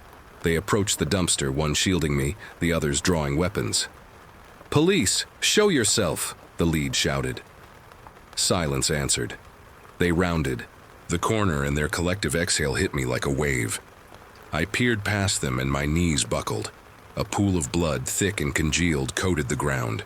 A knife lay abandoned, its blade crusted red. But no body, no animal, nothing but the blood's mute testimony. Where was it? They cordoned the scene, yellow tape fluttering like a warning. I gave my statement, my voice hollow, as they bagged. The knife. The blood stench lingered in my nose, a ghost I couldn't shake. They let me leave, but the drive home was a blur, my hands gripping the wheel to stop their trembling. 2 days later, I got the call. They'd found him. The man lived a few miles away, in a trailer park not unlike my childhood home. After hours of interrogation, he confessed. He'd abducted and killed a child from his park. What I'd seen was him dismembering the boy, carving away evidence. His chase was to silence me, to bury my witness with his victim. The truth cut deeper than any blade. I refused to close the store again. My manager, shaken himself, agreed. I transferred to another location, a brighter, busier spot where the night felt less like a predator. But the damage was done. I see his eyes in every shadow, hear that squelch in every quiet moment. Sleep comes hard, fractured by dreams of blood and blades. I'd thought I was tough, that my little kingdom of snacks and sodas was safe. I was wrong. The world is darker than I knew, its dangers hiding in the mundane, waiting for a moment to strike. The summer of 2018, I was 22, a girl chasing shadows in the forgotten corners of Germany. Urban exploration, urbex we called it, was my escape, a way to touch the past's bones and feel alive. I'd grown up in a quiet town where the most exciting thing was the annual fair. But urbex opened a world of crumbling factories, abandoned hospitals, and secrets buried in concrete. At first, I went with friends, our laughter echoing through rusted halls. But by that July, I was bold enough to go alone, armed with a mask, gloves, and a headlamp. You know that rush, don't you? When curiosity pulls you into the unknown and fear is just a whisper. I'd explored dozens of sites across eastern Germany, each one a puzzle to solve. I learned to check exits, wear sturdy boots, and share my location with a friend, precautions that made me feel invincible. My father worried, his voice tight when I told him about my trips, but I brushed it off. I was careful, prepared, alive in a way I'd never been. You've felt that, haven't you? The thrill of defying the ordinary, of stepping where others won't. That summer, I'd run out of nearby sites, so I dug deeper, scouring forums for something new. I found it. A World War II bunker hidden in a forest 3 hours from my city, untouched by vandals, a relic of a darker time. The thought of standing in its silence, breathing its history, set my heart racing. I packed my gear, kissed my cat, goodbye, and drove into the unknown, unaware that I was about to uncover a horror beyond imagination. The forest was a cathedral of green, its trees towering, their leaves filtering sunlight into a dreamlike haze. The air was cool, heavy with the scent of moss and earth, and my boots crunched on fallen branches as I followed a faint path. The bunker was hard to find, its concrete bulk swallowed by vines, but when I saw it, my breath caught. It was a gray monolith, its surface pitted like old skin, its iron door rusted shut. You feel it too, don't you? The pull of a secret waiting to be cracked? I worked for an hour, prying, hammering, my hands aching until the door groaned open, revealing a black maw. I slipped on my mask, flicked on my headlamp, and stepped inside, the air cold and thick, carrying a faint stench, like rot, like death. I told myself it was just mold, but my skin prickled, my pulse quickening. The bunker was larger than I'd expected, its corridors stretching into darkness, the walls slick with damp. Papers littered the floor, yellowed and curling, and my light caught glints of broken glass. I was alone, or so I thought. The silence was oppressive, broken only by my breathing and the drip of water somewhere deep. I moved slowly, my beam sweeping over rusted bunks and shattered crates, my mind painting stories of soldiers long gone. You've wandered somewhere forbidden, haven't you? Felt the past watching you. In a sleeping quarter, I found a pillow, its fabric torn, spilling something soft and dark. I picked it up, my fingers trembling, and realized it was hair, human hair, tangled and coarse. My stomach twisted, my mind flashing to history lessons about the war's horrors. But I pushed the thought away. I wasn't here for ghosts. Then I saw it. A tin of beans, its label bright, a plastic spoon stuck inside. I checked the expiry date, July 11th, 2018. Just days ago. Someone was here, recently. My heart thudded, but I told myself it was another explorer, nothing more. I kept going, the stench growing stronger, clawing at my throat. The next room was a nightmare. The smell hit me first, a putrid wave that made my eyes water, my mask useless against its assault. My light swept the space, and I froze, my scream caught in my throat. 3 bodies lay sprawled on the floor. A man, a woman, a boy, maybe 9. You see them too, don't you? The moment reality shatters into horror, the man was heavy-set, his stomach torn open, black entrails spilling like a grotesque flower, his khaki trousers stained with blood. The woman was naked, her skin purple, and waxy, covered in bruises, her private parts bloodied, her breasts gone, sliced away. The boy's face was unrecognizable, his skull caved in, dried brain matter crusting his hair. They weren't human anymore, just shells broken and discarded. My knees buckled, tears streaming down my face, my breath ragged. Who did this? Why? I fumbled for my phone, my hands shaking, snapping photos of the carnage, proof of this hell. My mind screamed to run, but my body was lead, rooted by terror. You've felt that paralysis, haven't you? When fear locks you in place? Then I heard it, footsteps, heavy and deliberate, echoing from the corridor. A man's voice, low and seething, muttered in German. I wasn't expecting visitors. My blood turned to ice. He was here, the killer. I bolted, my boots slipping on the slick floor, my headlamp bouncing, casting wild shadows. The bunker's walls closed in, a maze of death, the stench choking me. I reached the entrance, my lungs burning, and stumbled into the forest, the trees a blur of green and brown. I crouched behind a fallen log, my heart hammering, my eyes fixed on the bunker's door. The footsteps grew louder, and he emerged. A man, maybe 60, tall and bulky, his face shadowed but his eyes glinting, wild and bloodshot. In his hand was a knife, its blade dark with use, gleaming in the dappled light. You see him too, don't you? The face of evil, inches away. He scanned the forest, his breath heavy, and I prayed he wouldn't see me.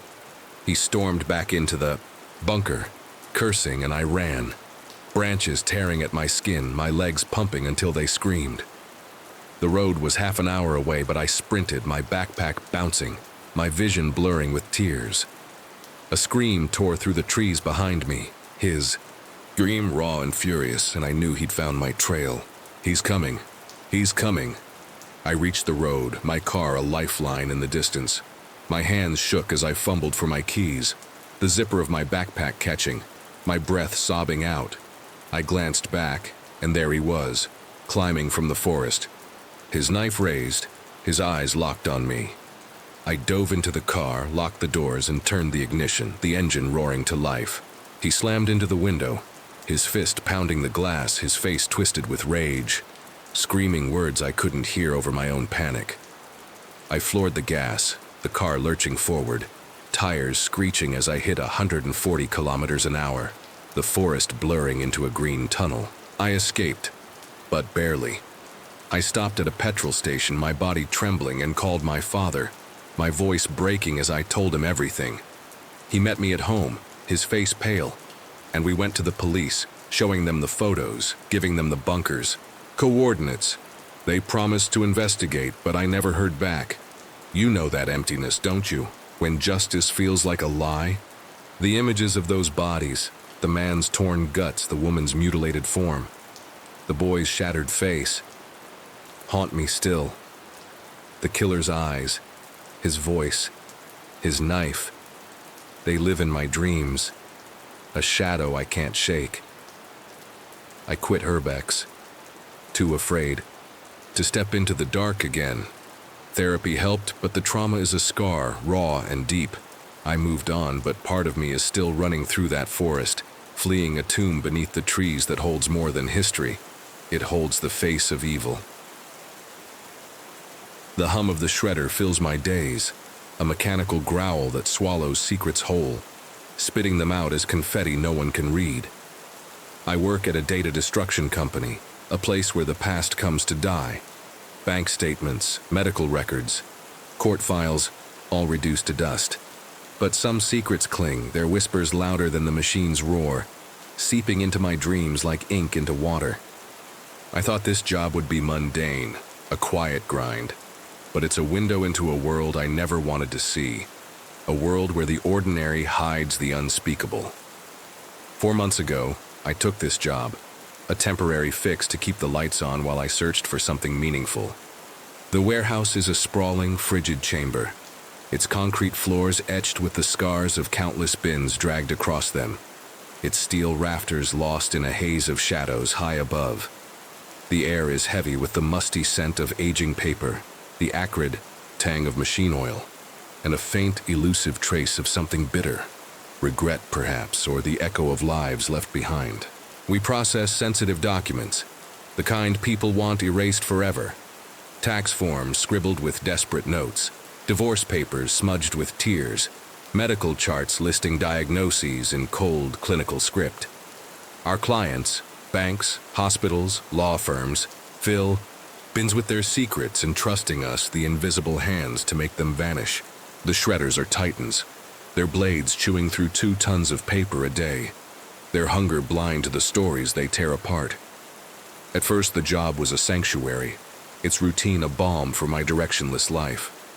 Sort the trash, stack the documents, feed the shredder. Simple, predictable, a rhythm that dulled the edges of my uncertainty. But the papers spoke, their fragments weaving tales I couldn't ignore. A child's report card from 1953, its grades marked in red ink, a glimpse of a life long faded. A social security card from the 1930s, its edges brittle as dried leaves. A relic of a world before my own.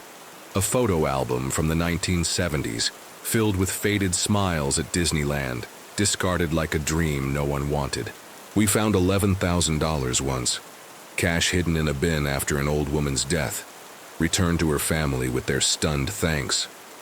These discoveries were treasures, quirks that broke the monotony, made the job feel like a hunt for lost stories. But not all finds were kind. Some were shadows creeping from the pages, their weight settling in my chest like a stone. Their presence a warning I was too naive to heed. I didn't know then that the machine couldn't destroy everything, that some truths would linger, clawing at my mind, demanding to be seen. The warehouse became my world, its cold embrace both comfort and cage. I'd stand at the sorting table, the hum of the shredder a constant companion, its drone drowning out the chatter of my co-workers, rough voices swapping stories of weekend binges or broken cars. We were a motley crew, bound by the shared grind, our laughter sharp against the warehouse's gloom. But even in those moments, I felt the papers watching, their secrets waiting to be uncovered, their stories ready to pull me into a darkness I wasn't prepared to face. The shredder promised oblivion, but it lied, and the shadows were only beginning to gather. The warehouse is a labyrinth of towering bins and compressed bales, its fluorescent lights casting a sterile glow that never reaches the corners, leaving them shrouded in perpetual dusk. Each day, I wade through mountains of paper, my gloves dusted with the ghosts of forgotten lives, my hands numb from the concrete's unrelenting chill. The work is monotonous, a rhythm that lulls the mind into a trance. Sort the trash, stack the documents, feed the shredder's insatiable jaws. But the papers whisper, their words fleeting glimpses into worlds I'll never fully know. A letter from a father to a son, never mailed, its ink faded to a ghostly gray, its plea for forgiveness unanswered. A medical report detailing a cancer, diagnosis the patient's name erased but their fear palpable in every line.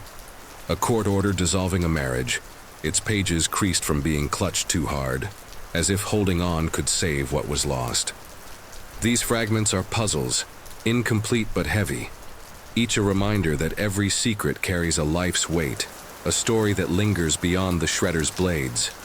Most of what we shred is mundane, junk mail, corporate memos, forms no one will miss, their words as lifeless as the paper they're printed on. But sometimes the bins yield relics, oddities that spark laughter or wonder among the crew. A co-worker found a rosary, its beads worn smooth by decades of prayer, tangled in a pile of receipts like a sacred relic lost in time. I uncovered a stack of religious pamphlets from the 1940s, their pages preaching a world of rigid virtues, their words dripping with a sexism that made me grimace, a snapshot of a past I was glad to leave behind. A VHS tape surfaced once, its label scrawled with Family Vacation 92, a glimpse into a life abandoned, its images locked away in a format no one uses anymore. We'd pass these finds around, our voices bouncing off the steel walls, our laughter a brief shield against the warehouse's oppressive chill. The shredder didn't care. It devoured everything, sacred or profane, with the same relentless grind, its blades blind to the stories they tore apart. But the bins held darker secrets, ones that silenced our jokes, made the air feel tight, like a noose slowly tightening. I learned early that crime doesn't vanish when the case closes. It lingers in files no one wants, sent to us to be erased, as if destruction could undo the past. Autopsy reports, their clinical prose masking horrors. I couldn't shake. Bodies dissected, lives reduced to measurements and wounds, their humanity stripped away. Police records detailing arrests and confessions, the ink smudged by frantic hands, as if haste could erase guilt. Evidence logs, listing items too grim to dwell on, knives, ropes, clothes stiff with blood, each entry a testament to violence. These files were rare, but their presence changed the warehouse, made it feel smaller, more claustrophobic. The shredders hum a taunt that mocked our attempts to forget. I'd handle them gingerly, as if their darkness could seep through my gloves, stain my skin with its mark. My co-workers felt it too, their chatter fading when such a file appeared, our eyes avoiding each other's, as if looking too long might make the horror real, might pull us into its depths. The shredder was meant to erase these truths, but they clung to me, their shadows stretching across my every shift, growing darker with each passing day. One evening, as the warehouse lights buzzed overhead, a co-worker pulled me aside, his face pale, his eyes haunted by something he couldn't name. "You ever find something that won't let go?" he asked, his voice low, as if the walls could hear our secrets. I nodded, my mind flashing to a child's drawing I'd found weeks earlier, its crayon lines depicting a house in flames, the word "mommy" scrawled in red, a cry that echoed in my chest long after I'd shredded it. He spoke of a confession he'd seen, a man who'd killed his brother over a petty debt, the details too raw to share, his voice breaking as he recounted the words. We stood there, the shredder's drone filling the silence, his words a warning that this job wasn't just paper. It was about carrying fragments of a world most people never face, fragments that didn't fit together, no matter how you tried, to make sense of them. I went back to work, but his words stayed, a weight that grew with every bin, every page that might hold something worse, something that would break me. I thought I was strong enough, that the shredder's roar could drown the whispers, but I was so wrong. I began to notice the warehouse's details more acutely, as if the secrets had sharpened my senses, the flicker of a light that never quite steadied, the creak of a bin as it settled under its load, the faint hum of the air vents that seemed to carry voices just beyond hearing. My co-workers moved through the space like ghosts, their faces drawn, their laughter forced, as if we all knew we were handling more than paper, more than trash. The shredder became a presence, not just a machine but a witness, its blades a judge that offered no mercy. I'd catch myself staring at it, wondering what it had seen, what stories it had consumed before I arrived, what horrors it would feed on after I was gone. The warehouse wasn't just a workplace, it was a vault, a keeper of truths too heavy to bear, and I was its unwilling guardian. Trash shredding days were my escape, a break from the grind where the bins brimmed with relics too personal to recycle, binders, CDs, Polaroids, lives cast aside like clutter. I'd sift through them, feeling like an archaeologist unearthing lost worlds, each find a story to share with the crew, a moment of lightness in the warehouse's gloom. But one day the air felt wrong, thick with an unnameable dread. The shredders hum a low, predatory snarl that set my nerves alight. I was sorting a bin, my hands chilled by the concrete's bite, when a folder slipped from the pile, its contents spilling across the floor like a secret no one wanted told. A confession laid, bare under the harsh fluorescent glare. The pages stared up at me, full-color photographs, each one a scream frozen in time, a gallery of horrors that seared my soul, refusing to let go. There were 20 sheets, each bearing a single image, weaving a tale too grim for words. The first showed a warehouse, eerily like ours, its red container aglow under stark lights, filled with ash that shimmered like poisoned snow. My heart raced as I saw it, a high-visibility vest, crumpled in the cinders, and within it, a body, charred beyond humanity. The man's face was a blackened mask, his mouth locked in a silent wail, his hands twisted into claws as if clawing at life itself. Close-ups followed, merciless in their detail. His abdomen split open, intestines spilling like dark, twisted cords, his genitalia shriveled by fire's cruel embrace, his eyes melted to empty sockets that seemed to pierce through me, accusing, bleeding. I choked, bile burning my throat, my hands trembling as I turned the pages, each image a deeper wound, a cut that bled into my mind, leaving scars I couldn't see but felt with every breath. I dropped the folder, my breath ragged, my pulse a drumbeat in my ears, but the bin wasn't done with me. A plastic sleeve glinted under the lights, its slots meant for cherished memories. Weddings, birthdays, smiles, but these held death, cold and unyielding. Polaroids, a dozen or more, each capturing a different end, each a story of loss and violence. A man with a gunshot wound, his chest a bloody ruin, eyes wide with shock as if death had caught him unaware. A woman with a slit throat, her blood a crimson river pooling beneath her, her gaze vacant, stripped of hope. A young man who'd ended his life, the rope's mark a cruel collar around his neck, his face calm in a way that froze my blood, a peace too unnatural to bear. Then the accidents. A woman who'd fallen from a ladder, her neck twisted at an impossible angle, her spine severed inside, her fall a freak tragedy that spoke of fate's indifference. But the last was unbearable. A nude woman, her head wrapped in duct tape, only her forehead and eyes visible. Terror carved deep in their lines, a silent plea for mercy that went unanswered. Her hands and feet were bound, her body bruised, a canvas of cruelty that made my stomach lurch, my vision blur with tears, my heart ache with a pain I couldn't name. I stood paralyzed, the Polaroids shaking in my hands, the warehouse shrinking, the shredder's roar a cruel mockery of my helplessness. A coworker approached, his face draining of color as he saw the photos, his voice a whisper, barely audible over the machine's drone. "You okay?"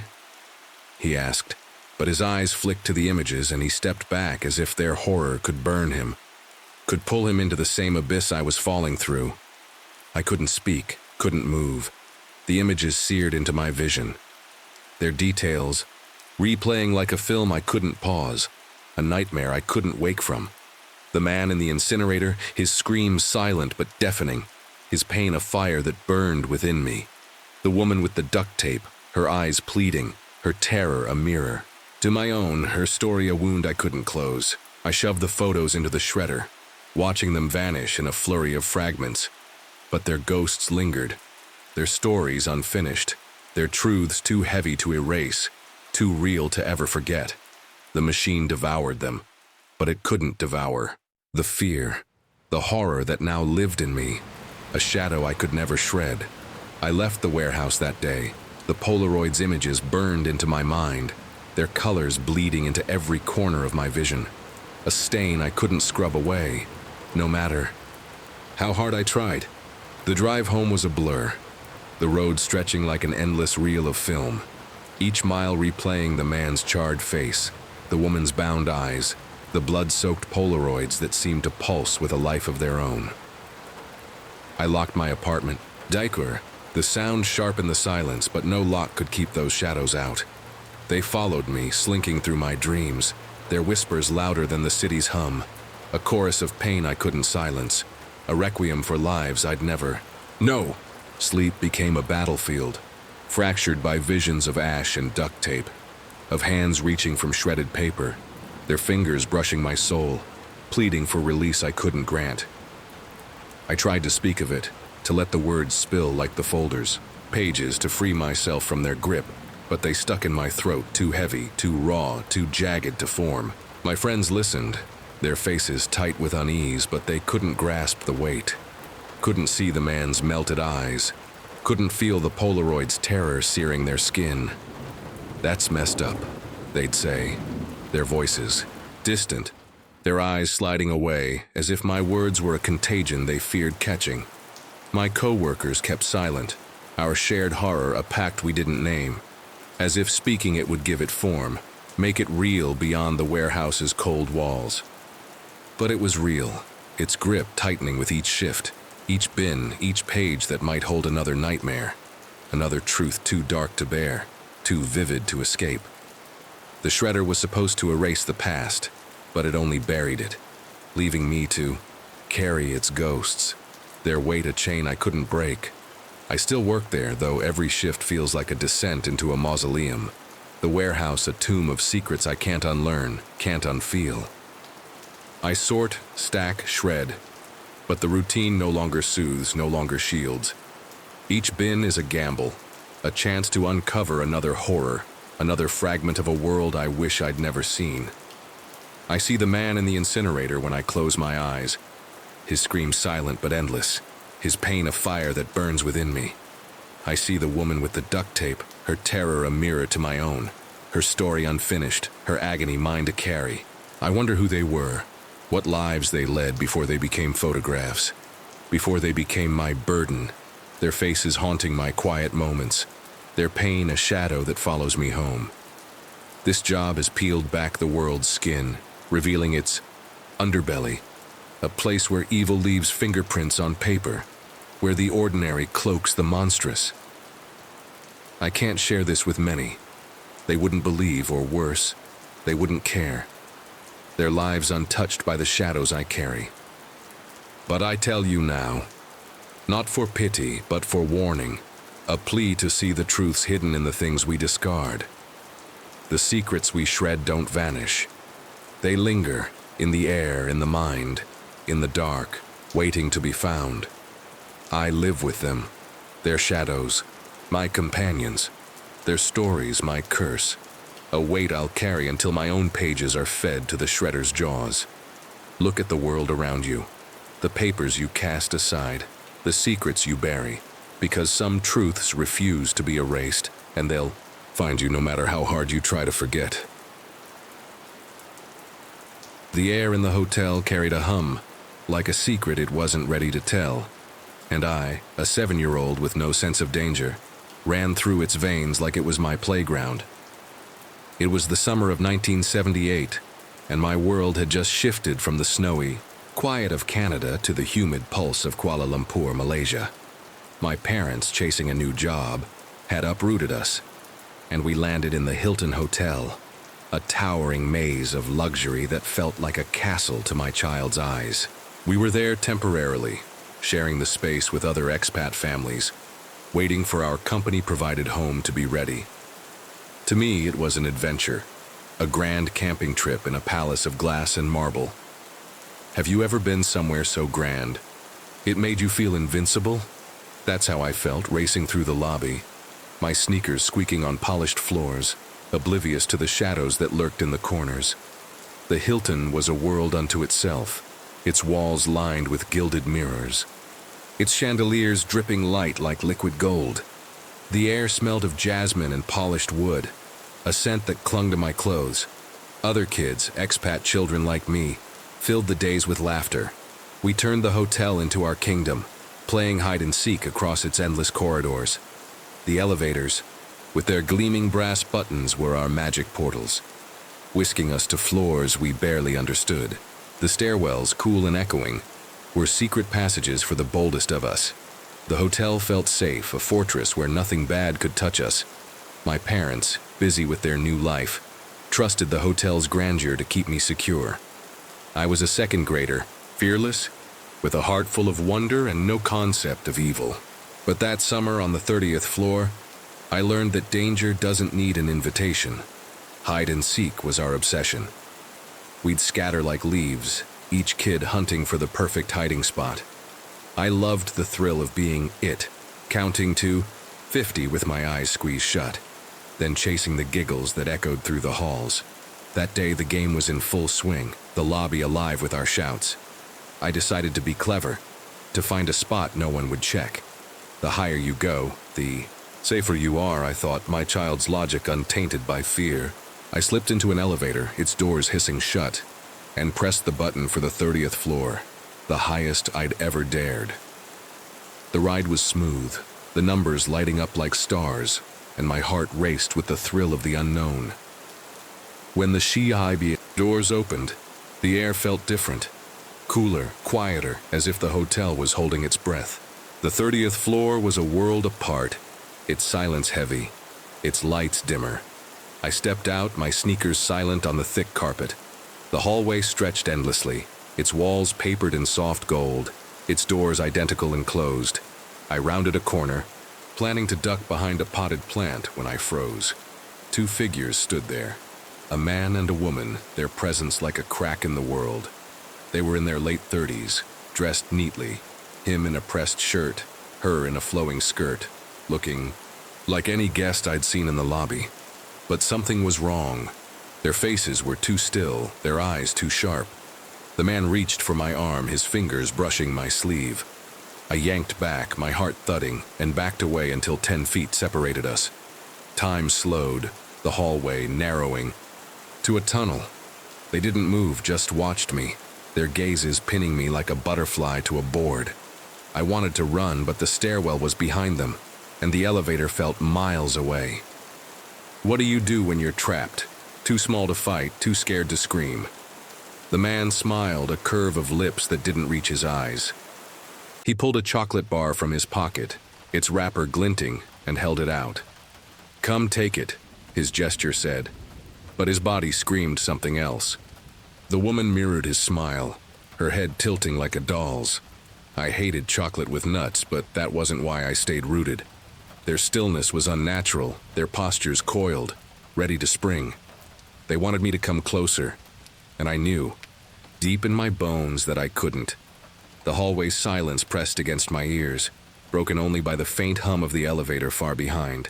I shifted my weight, ready to bolt. And the man's stance changed, subtle but predatory, like a cat about to pounce.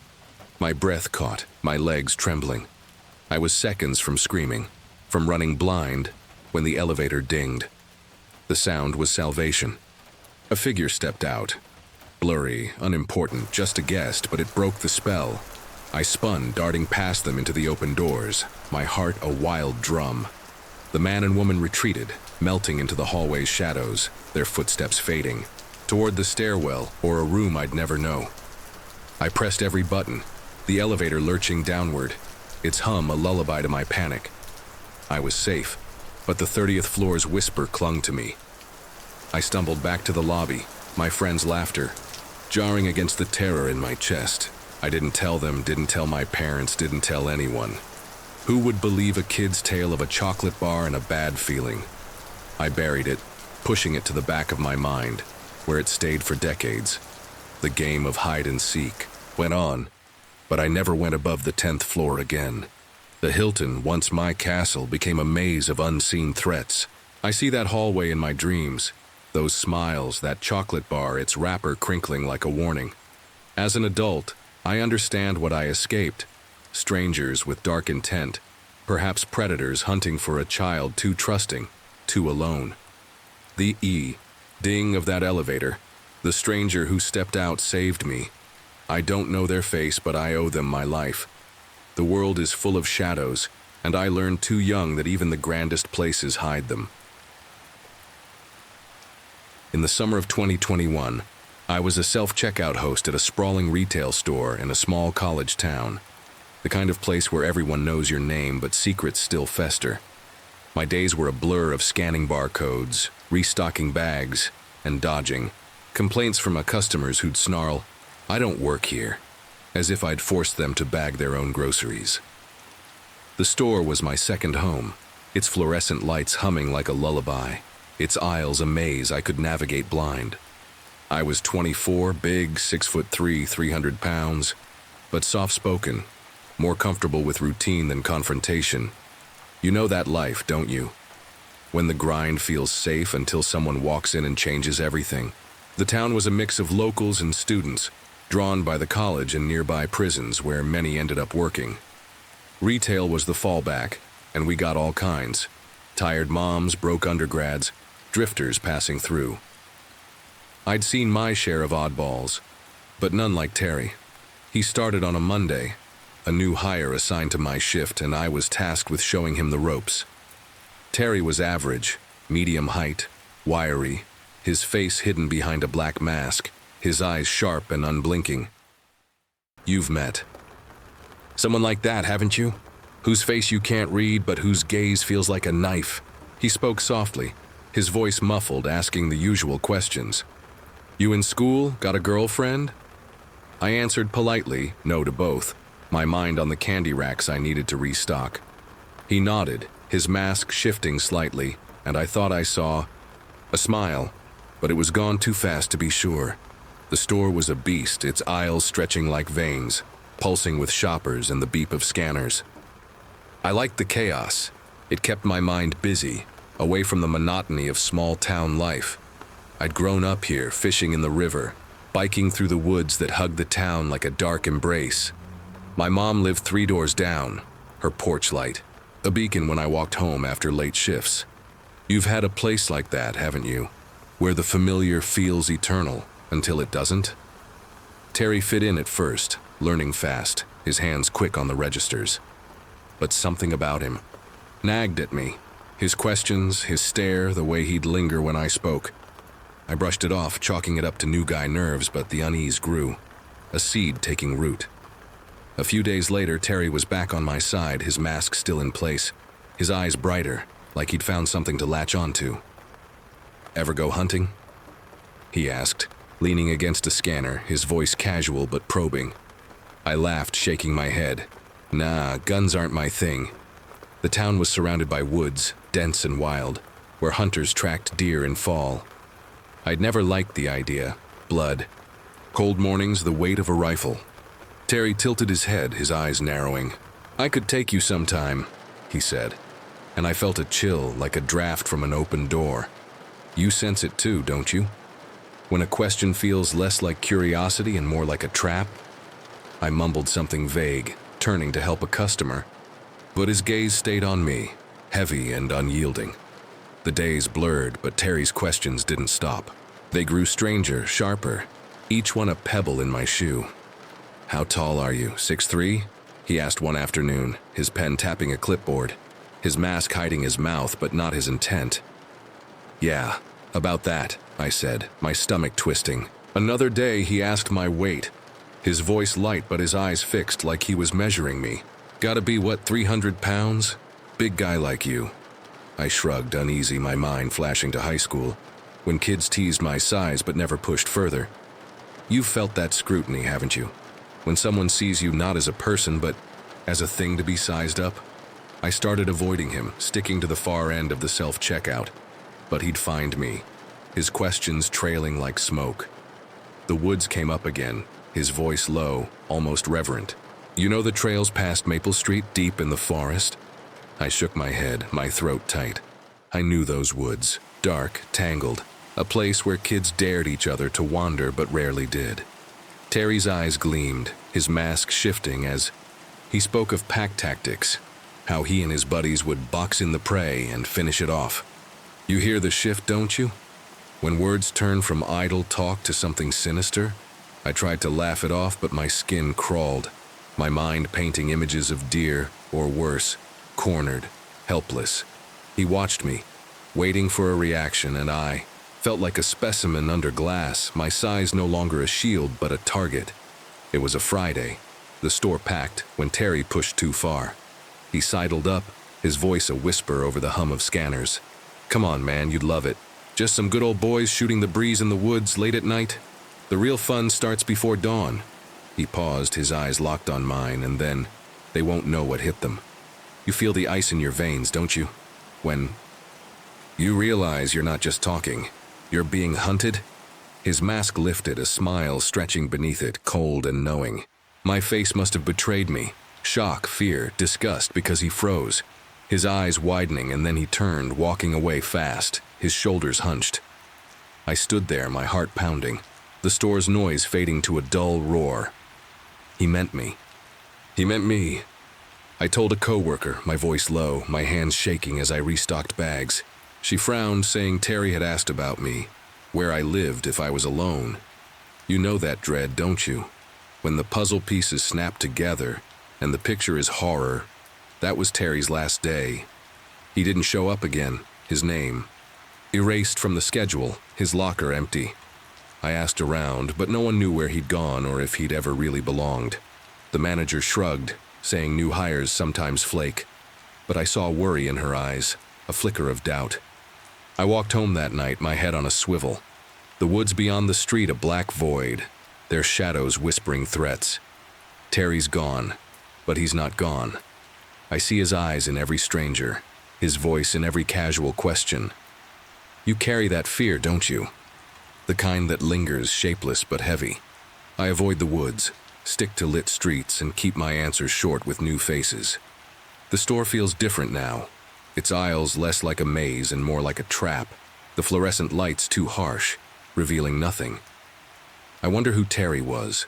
What he wanted, if his buddies are still out there planning their hunt. You wonder too, don't you? About the predators who slip through leaving only questions? I hope I never meet him again. But deep down, I know. Some shadows never stop. Stalking. The hum of the laundromat's fluorescent lights buzzed like trapped flies. A restless drone that filled the cavernous space, casting a sickly glow over rows of silent machines. Their metal faces gleamed with a cold, unyielding stare, as if they knew something I didn't. At 12, I was too young to know fear's true shape, but that night it found me, its eyes pressed against the glass, watching, waiting. A shadow that turned a place of soap and warmth into a cage of dread. I was just a kid helping my mom, but some things you can't sweep away no matter how hard you try. In our small town, where the streets curled like tired ribbons under a heavy gray sky, money was a ghost that haunted every corner of our lives. My mom worked 3 jobs, her hands raw from scrubbing, her eyes shadowed with worries she buried deep, never letting them spill into words. One job was cleaning a laundromat after it closed, a sprawling space that reeked of detergent and damp cotton. Its rows of washers and dryers standing like sentinels in the dark, their hums long silenced by midnight. I'd tag along, not because I loved the work, but because home alone felt worse. Empty rooms, creaking floors, a silence that pressed too hard, making you listen for things that weren't there. I'd sweep the linoleum, its faded tiles slick. Under my sneakers, wipe down the machines, their doors cool against my palms, and fold stray clothes from the lost and found, their fabrics soft but abandoned, like ghosts of other lives. Mom mopped, her hums a quiet shield against the night, her movement steady despite the weight she carried. The laundromat's big window faced the street, a wall of glass that turned us into a display, our every move exposed to the world outside. At night it felt like a fishbowl, the darkness pressing in, the streetlights casting long, twisted shadows that danced across the walls, restless and alive. That night, the air was thick, a summer heat that clung to my skin even after midnight, leaving a sheen of sweat on my forehead. I was sweeping near the back, the broom's bristles scraping softly against the floor, a rhythm that kept my mind from wandering too far into the quiet. But a prickle ran down my neck like a breath too close, a touch I couldn't see. I looked up, and there he was, a man standing outside, his face pale under the streetlight's harsh glow. He was older, maybe 50, with greasy hair slicked back, a worn jacket patched at the elbows, his hands buried deep in his pockets. He didn't move, didn't blink, just stared. His eyes locked on me, dark and unreadable, like pools of ink that swallowed the light. My stomach twisted, a knot I didn't understand, but I told myself he was waiting for a bus, a ride, anything, but me. I kept sweeping, my hands tighter on the broom, fingers aching, but when I glanced again, he was still there, closer to the glass, his breath fogging a small circle, his gaze heavy, like it could reach through and hold me, pin me in place. Didn't know what fear was, not really, but it was growing. A seed planted in that moment, its roots twisting through my chest, tightening with every heartbeat. I whispered to Mom, my voice small, barely a breath, pointing to the window with a trembling hand. She was mopping, her back bent, her face etched with the exhaustion of too many long nights. "Just a creep," she said, her voice firm but weary, her eyes flicking to the glass before returning to her work. "Stay near me, baby." I shuffled closer, the broom dragging, its bristles catching on the tiles, my eyes darting to the window. He was still there, his head tilted now, like he was studying me, memorizing every inch of my face, my movements. The laundromat felt smaller, the lights colder, the machines looming like silent witnesses to something I couldn't yet grasp. I tried to focus, wiping a dryer's door, the cloth slipping in my sweaty hands, my reflection in the glass blending. With his shadow, a nightmare forming in the quiet. The hum of the machines faded, replaced by the pulse in my ears, a frantic rhythm that matched the flicker of the streetlight outside, its light stuttering like a warning I couldn't read. The night was watching, and it wasn't kind. Its eyes, fixed on a girl too small to run, too young to know what waited in the dark, For 20 minutes he lingered, a statue carved from shadow, his eyes never leaving me, their weight a chain that grew heavier with each stolen glance. I stayed close. To Mom, my broom forgotten. My heart a frantic bird trapped in my ribs beating against its cage. The laundromat's hums and buzzes dissolved, drowned by the pulse in my ears, the weight of his gaze pressing harder, like a hand on my throat. He didn't smile, didn't wave, just watched, his face a mask hiding something hungry, something that made my skin crawl, my breath catch. Mom kept working, her mop slapping the floor, but I saw her eyes flick to the window, her jaw tight, her hums quieter now, a shield that was starting to crack. I wanted to scream, to run, but my legs felt heavy, rooted to the floor. The glass a barrier that kept him out but trapped us in, our reflections trapped in his gaze. Finally, he turned, his boots scuffing the sidewalk, his silhouette vanishing into the dark beyond the streetlight's reach. I exhaled, my knees weak, the knot in my stomach loosening but not gone, a seed of dread that had taken root, its tendrils curling deeper with every breath. He was gone, but the night held his echo, a whisper that said he wasn't finished, not yet. We finished early, the floor gleaming under the lights, the machines silent, their reflections sharp in the glass that had framed our fear. Mom locked the front door, her keys jangling in the quiet, a sound too loud, too fragile against the weight of the night. We headed to the back exit, where our car waited in the alley, a narrow tunnel of shadows flanked by dumpsters and brick walls, their surfaces scarred and damp. The air was heavier now, thick with the stench of asphalt and rotting garbage, the heat pressing down like a hand. I carried a bag of trash, its weight pulling at my arm, the plastic crinkling with each step, a sound that seemed to echo too far in the stillness. Mom walked ahead, digging for her keys, her steps quick, her shoulders tense as if she felt the night's eyes too. The alley was wrong, too quiet, too dark, the streetlight at its end flickering like a dying star, its light barely touching the shadows that seemed to breathe, to move. I glanced back, half expecting to see him, but the laundromat's door was shut, its glass now a blank wall sealing us out, or in. My skin prickled, my breath shallow, the darkness alive with a presence I couldn't name, a weight that pressed against my chest, urging me to run. The alley was a throat, and we were walking into its jaws, unaware of the eyes waiting at its end. Halfway to the car, I saw him, the same man standing at the alley's mouth, his silhouette sharp against the flickering light, blocking our path. His hands were still in his pockets, his head tilted, waiting, a predator patient in the dark. My heart stopped, then raced, a scream caught in my throat, choking me. I grabbed Mom's arm, my fingers digging into her sleeve, my voice a hiss barely audible. "It's him." She froze, her keys slipping from her fingers, clinking against the pavement, a sound too loud in the silence. She pulled me behind. Her body a shield, her voice a low, fierce whisper that trembled at the edges. "Stay close, baby." He didn't move, but his eyes were on me, dark pools that seemed to pull me in, their hunger a weight crawling over my skin, suffocating. Relentless, Mom's hand tightened on mine, her breath steady but sharp, her eyes locked on him, daring him to come closer, her fear hidden behind a wall of defiance. The world shrank to that alley, its walls closing in, his eyes the end, a fear that whispered, "We might not make it to the car," Mom shouted, her voice slicing through the dark like a blade, demanding what he wanted. But he didn't answer, his silence louder than any words, his gaze unyielding, a predator sizing up its prey. She started walking, pulling me along, her steps firm, her body angled to keep me safe, her hand a lifeline in the dark. My legs trembled, the trash bag heavy, my eyes darting between him and the car, its outline so close yet impossibly far.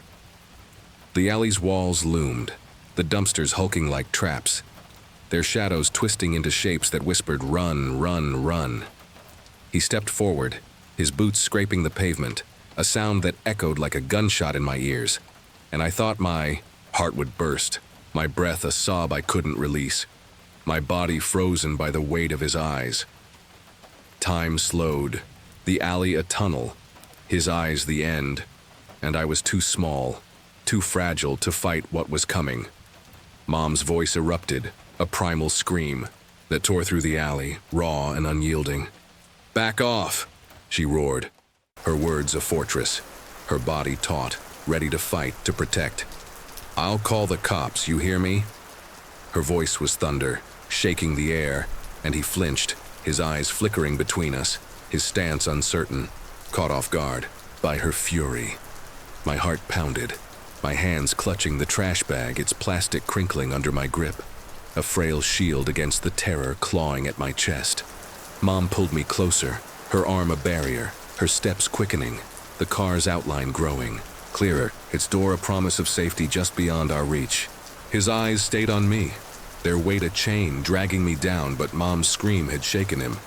His shadow wavering under the flickering streetlight, his hunger faltering in the face of her rage. He took another step slower, his hands still, buried in his pockets, but then he stopped, his head tilting as if weighing his choices, a predator reassessing its hunt.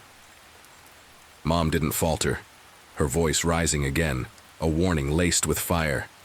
"Get out of here now!" she shouted. Her free hand raised, as if she could push him back with sheer will, her eyes burning with a defiance that made her seem taller, unbreakable. I clung to her, my breath shallow, my legs trembling, the alley's shadows pulsing like a living thing, ready to swallow us whole. His gaze lingered, a final hungry sweep that felt like a touch, cold and invasive. Then he turned, his boots scuffing the pavement, his silhouette melting into the darkness beyond the alley's mouth.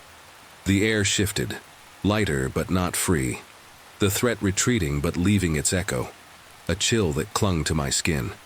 We ran, Mom's hand pulling me, the trash bag bouncing against my leg until I flung it into a dumpster, its thud echoing like a heartbeat in the quiet. The car was there, its faded paint a beacon in the dark, and Mom fumbled with the keys, her hands shaking now, her breath ragged, the mask of strength cracking under the weight of what we'd faced. I scrambled into the passenger seat, slamming the door, my fingers locking it as Mom slid in, the engine roaring to life with a growl that felt like defiance. She peeled out, the tires screeching, the alley blurring behind us, its shadows falling away as we sped into the night. I kept looking back, expecting his face in the rear view, his eyes burning through the dark, but the road was empty, the night swallowing him whole, leaving only the memory of his gaze. We escaped, but the alley's grip clung to me, its darkness, a stain I couldn't wash away, a scar that pulsed with every heartbeat. Mom drove fast, her hands gripping the wheel so tightly her knuckles gleamed white, her face a mask of fear and rage, her eyes darting to the mirrors, searching for ghosts that might follow. We didn't speak, the silence heavy with the terror of what might have been, a shared weight we couldn't shed. My hands shook, my chest tight, his eyes replaying in my mind, their hunger insatiable, a weight that pressed against my ribs, making each breath a struggle. We reached our apartment, its dim lights a fragile sanctuary, and Mom locked the door, checking it twice, her breath still uneven, her hands trembling as she set the keys down. She hugged me, her arms fierce, her body warm but tense, her voice soft but cracked at the edges. "You're safe, baby," she whispered, but her fear mirrored mine, a truth we couldn't deny. The night had shown its teeth, and we'd survived. But its bite left scars that ran deep, marks we'd carry forever. The night had marked us, its hunger a shadow we'd carry, always looking over our shoulders, always listening for steps in the dark. We never saw him again, his shadow a phantom haunting our quiet moments but never returning to claim us. I stopped going to the laundromat, the thought of its glass walls too much, its brightness a lie that couldn't hide the darkness I'd seen. Mom found a new job, one that kept us indoors, away from open windows, from the eyes that might be waiting beyond the glass, but the fear stayed, an uninvited guest that lingered in our home. I'd lie awake at night, the apartment's walls creaking, my eyes fixed on the window, half expecting his face to appear, his eyes finding me through the blinds, his hunger undimmed by time. Sleep came in fragments, dreams of the alley, his silhouette at its end, his steps echoing closer, closer, no matter how fast I ran, no matter how loud I screamed. Years later, I can't pass a laundromat without that shiver, that old knot in my stomach, the memory of his gaze crawling over me, like a living thing, the hum of the machines, the scent of detergent, the glare of fluorescent lights. They pull me back to that night, to the girl who learned fear too young, who saw the world's sharp edges before she was ready. I wonder who he was, what he wanted, whether he found another to watch, to follow, to haunt. The questions are knives, sharp and useless, cutting deeper with each unanswered turn, their edges honed by the fear that he's still out there, waiting in some other alley, some other night. Mom and I don't talk about it, but I see it in her eyes, the way she checks the locks, the way she holds me close when the night feels too heavy, her arms a shield against a world we know isn't safe. The world is full of shadows like his, waiting in plain sight, their hunger hidden behind ordinary faces, behind the glass we pass without a thought. I learned that at 12, in the glow of a laundromat that promised safety but delivered terror, a lesson carved into my bones. I carry that night with me, its weight a warning, a reminder to look at the windows, to see what's watching, to know that some dangers don't knock. They wait, patient, silent, until you're alone in the dark, until the glass reflects not just your face, but the eyes that have been watching all along. Look at the windows around you, the ones you pass without a thought, because some eyes are watching, and they're waiting for you to look back. The darkness of that night still clings to me, a cold weight that no amount of time can shake, as if the walls of that lab are forever pressed against my skin. I was 9 years old, a skinny kid with messy hair and a heart full of trust, living in a world where grown-ups were heroes and shadows were just tricks of the light. It was 20 years ago, in a government building where my parents, both biologists, spent their days unraveling the secrets of nature. Their workplace was a fortress of science, all concrete and glass humming with the promise of discovery. I tagged along often, my school bag slung over one shoulder, thrilled to be part of their world. Have you ever felt safe in a place, only to learn it was hiding something sinister? That night, in the depths of that building, I met a shadow that wasn't just a trick, a shadow with a name, a smile, and a plan. The building was a labyrinth, its corridors lined with posters of ecosystems and fish preserved in jars. By day, it buzzed with researchers in lab coats, their voices a comforting hum. At night, it transformed, its halls silent, its lights dimmed to a ghostly glow. A security guard was always on duty, a reassuring presence with a badge and a radio. One guard in particular became my friend. He was kind, or so I thought, with a laugh that warmed the cold lobby. He'd sit with me when my parents worked late, his chair creaking as he folded paper into planes that soared across the room.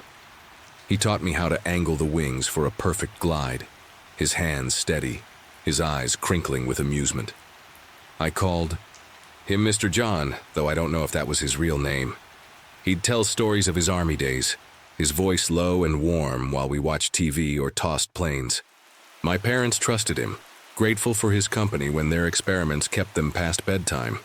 I trusted him too, until the night he showed me who he really was. That night was different. My parents were buried in a project, their faces lit by the glow of monitors in their second-floor lab. It was past 10 p.m., and the lobby felt too big, its shadows stretching across the marble floor. Mr. John suggested we go on his rounds, a chance to explore the building's secrets. What 9-year-old could say no to an adventure?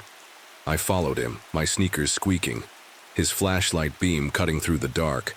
We started on the top floor, the 5th, where empty offices smelled of dust and old coffee. The windows showed nothing but black night, the city a distant twinkle. We checked each room, his keys jangling, my giggles echoing as I darted behind desks. The building felt alive, its silence a game we were winning. Down we went, floor by floor, through halls, lined with locked doors and humming machines. The second floor held my parents' lab, but we skipped it, heading to the other side where massive microscopes and whirring extractors loomed like sleeping giants. I felt brave, invincible, with Mr. John by my side. The first floor was all maps and stuffed fish, their glass eyes glinting in the flashlight's beam. Then came the basements, 2 levels deep where the air grew cooler, heavier. The stairwell echoed with our steps, a hollow song that made my skin prickle. We checked the first basement, its labs filled with equipment I didn't understand. Mr. John's pace quickened, his voice brighter, almost excited. Something was off, but I didn't know what.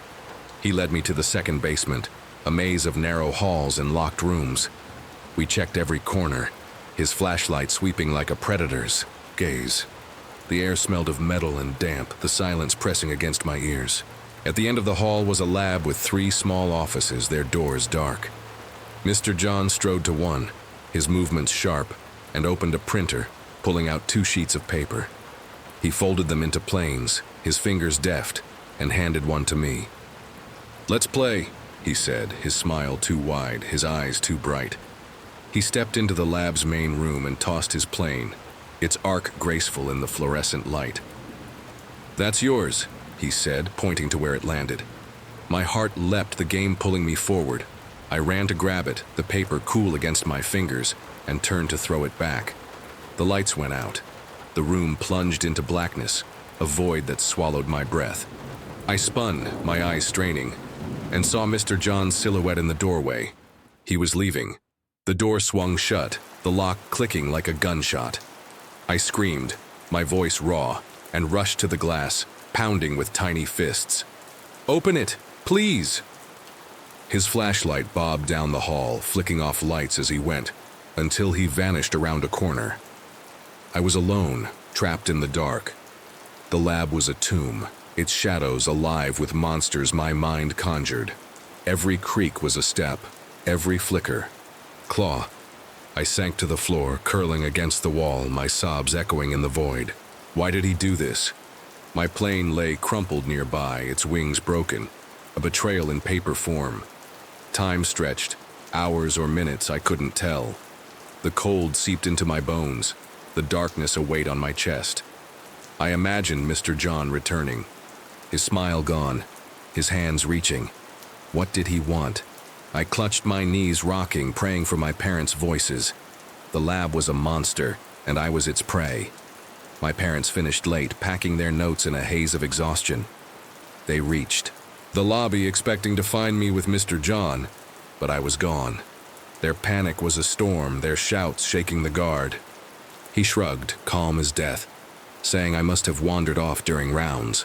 "Wandered off?" my father roared, his fists clenched. They searched floor by floor, their calls echoing through the empty halls. Mr. John trailed them, his face a mask offering no help. Hours passed, their fear a living thing. I heard nothing, saw nothing until a light flickered far down the hall. I scrambled to the door, pounding, my screams hoarse. "Mom! Dad!" The light grew, and their faces appeared, pale and frantic. Mr. John unlocked the door, his eyes avoiding mine, and my mother pulled me into her arms. I was safe, but the shadow lingered. That night I clung to my mother, refusing to sleep alone. The lab followed me, its darkness seeping into my dreams. My parents filed a complaint, and the investigation unraveled Mr. John's lies. He wasn't just a guard, he was a thief, stealing computers and equipment to sell on some black market, pocketing data from hard drives. He was fired, arrested, but not for me. The police didn't probe his intent that night, but I know it wasn't innocent. Why lock a child in the dark, hidden away if not to silence them later? My parents never forgave themselves, their trust. The world fractured. I see that lab in my nightmares, its shadows whispering. Mr. John's smile a blade. I survived, but I learned too young that trust can be a trap, and the kindest faces can hide the darkest hearts. 20 years ago, when I was 9, my world was small and warm, centered around our little house on a quiet street. It was the early 2000s, a time when life felt simpler, when I'd spend evenings curled up with my mom in her basement bedroom, watching old sitcoms on a flickering TV. Our house was a haven, wooden floors that creaked with stories, walls plastered with my crayon drawings, and a kitchen that always smelled of her baking. But that night, a shadow slipped through our door, and I learned that safety is a fragile thing. You know that feeling, don't you? When the place you trust most betrays you? We weren't alone in the house. We had a roommate, a night owl who worked odd hours and left his pit bull Cinnamon with us. Cinnamon was a big girl, all muscle and glossy fur, with eyes that held a gentle soul. People crossed the street when they saw her, whispering about her breed. But to me, she was family. She'd sleep on my futon, her warmth a comfort against the world's edges, even if it meant I barely had room to stretch. You've loved an animal like that, haven't you? One that feels like home? My mom and I had our routines. Wednesday nights she'd play cards with Grandma, and I'd be at youth group singing hymns and eating cookies. The house would be empty, Cinnamon guarding it alone. But that Wednesday, something shifted.